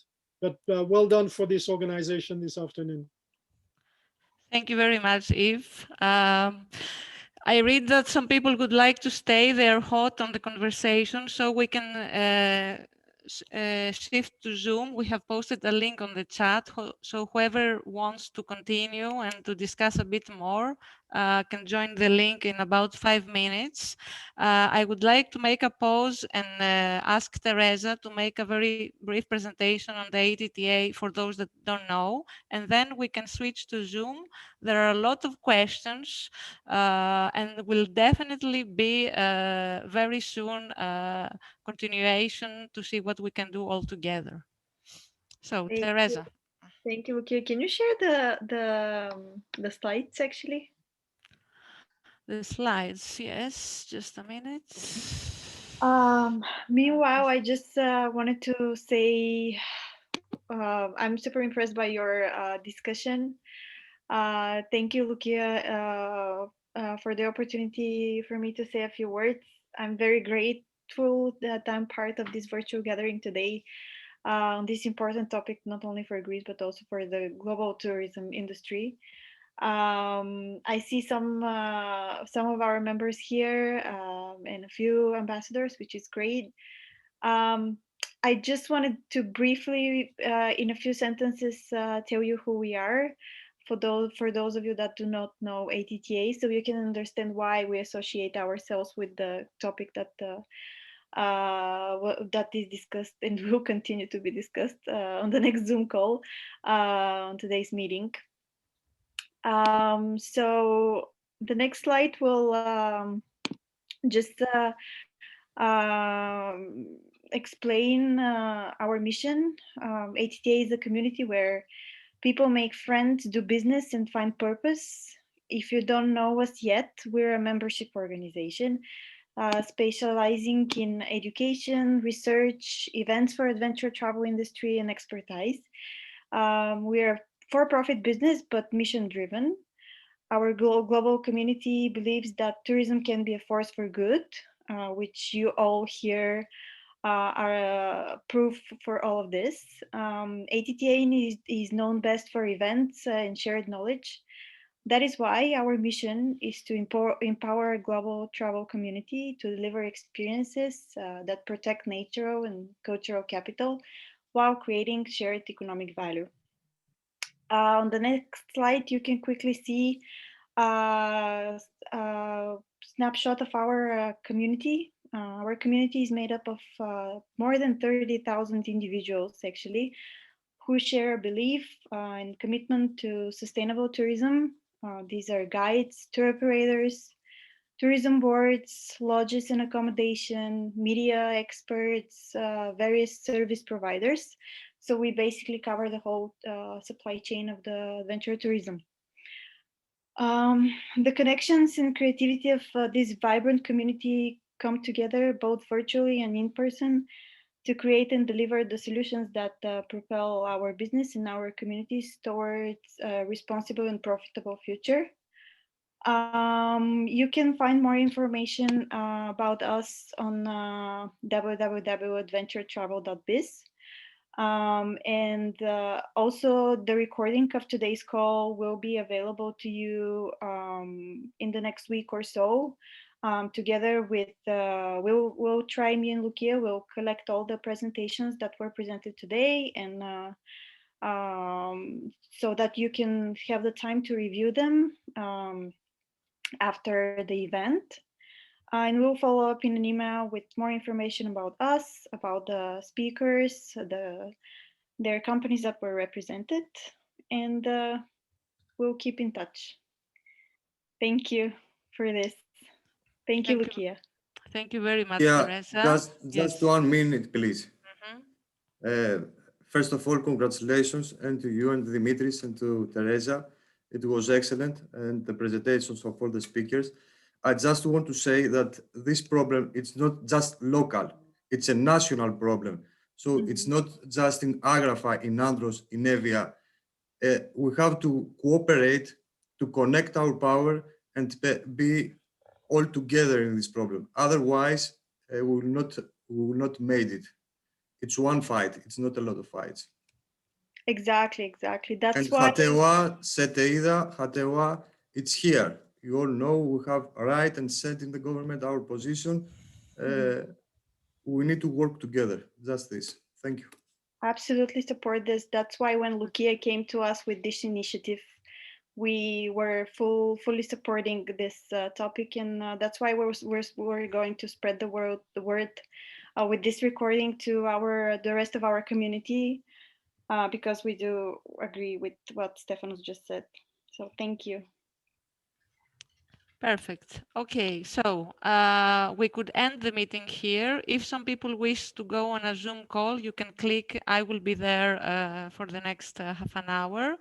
Definitely, thank you very much, Teresa. And together with Hateoa, Seteid, we will try to see what to do next all together. Thank you very much. Asa, thank you very much. We will definitely ask you for consultation, for advice. It has been very helpful. And okay, thank you. so I'm we glad can to switch. participate.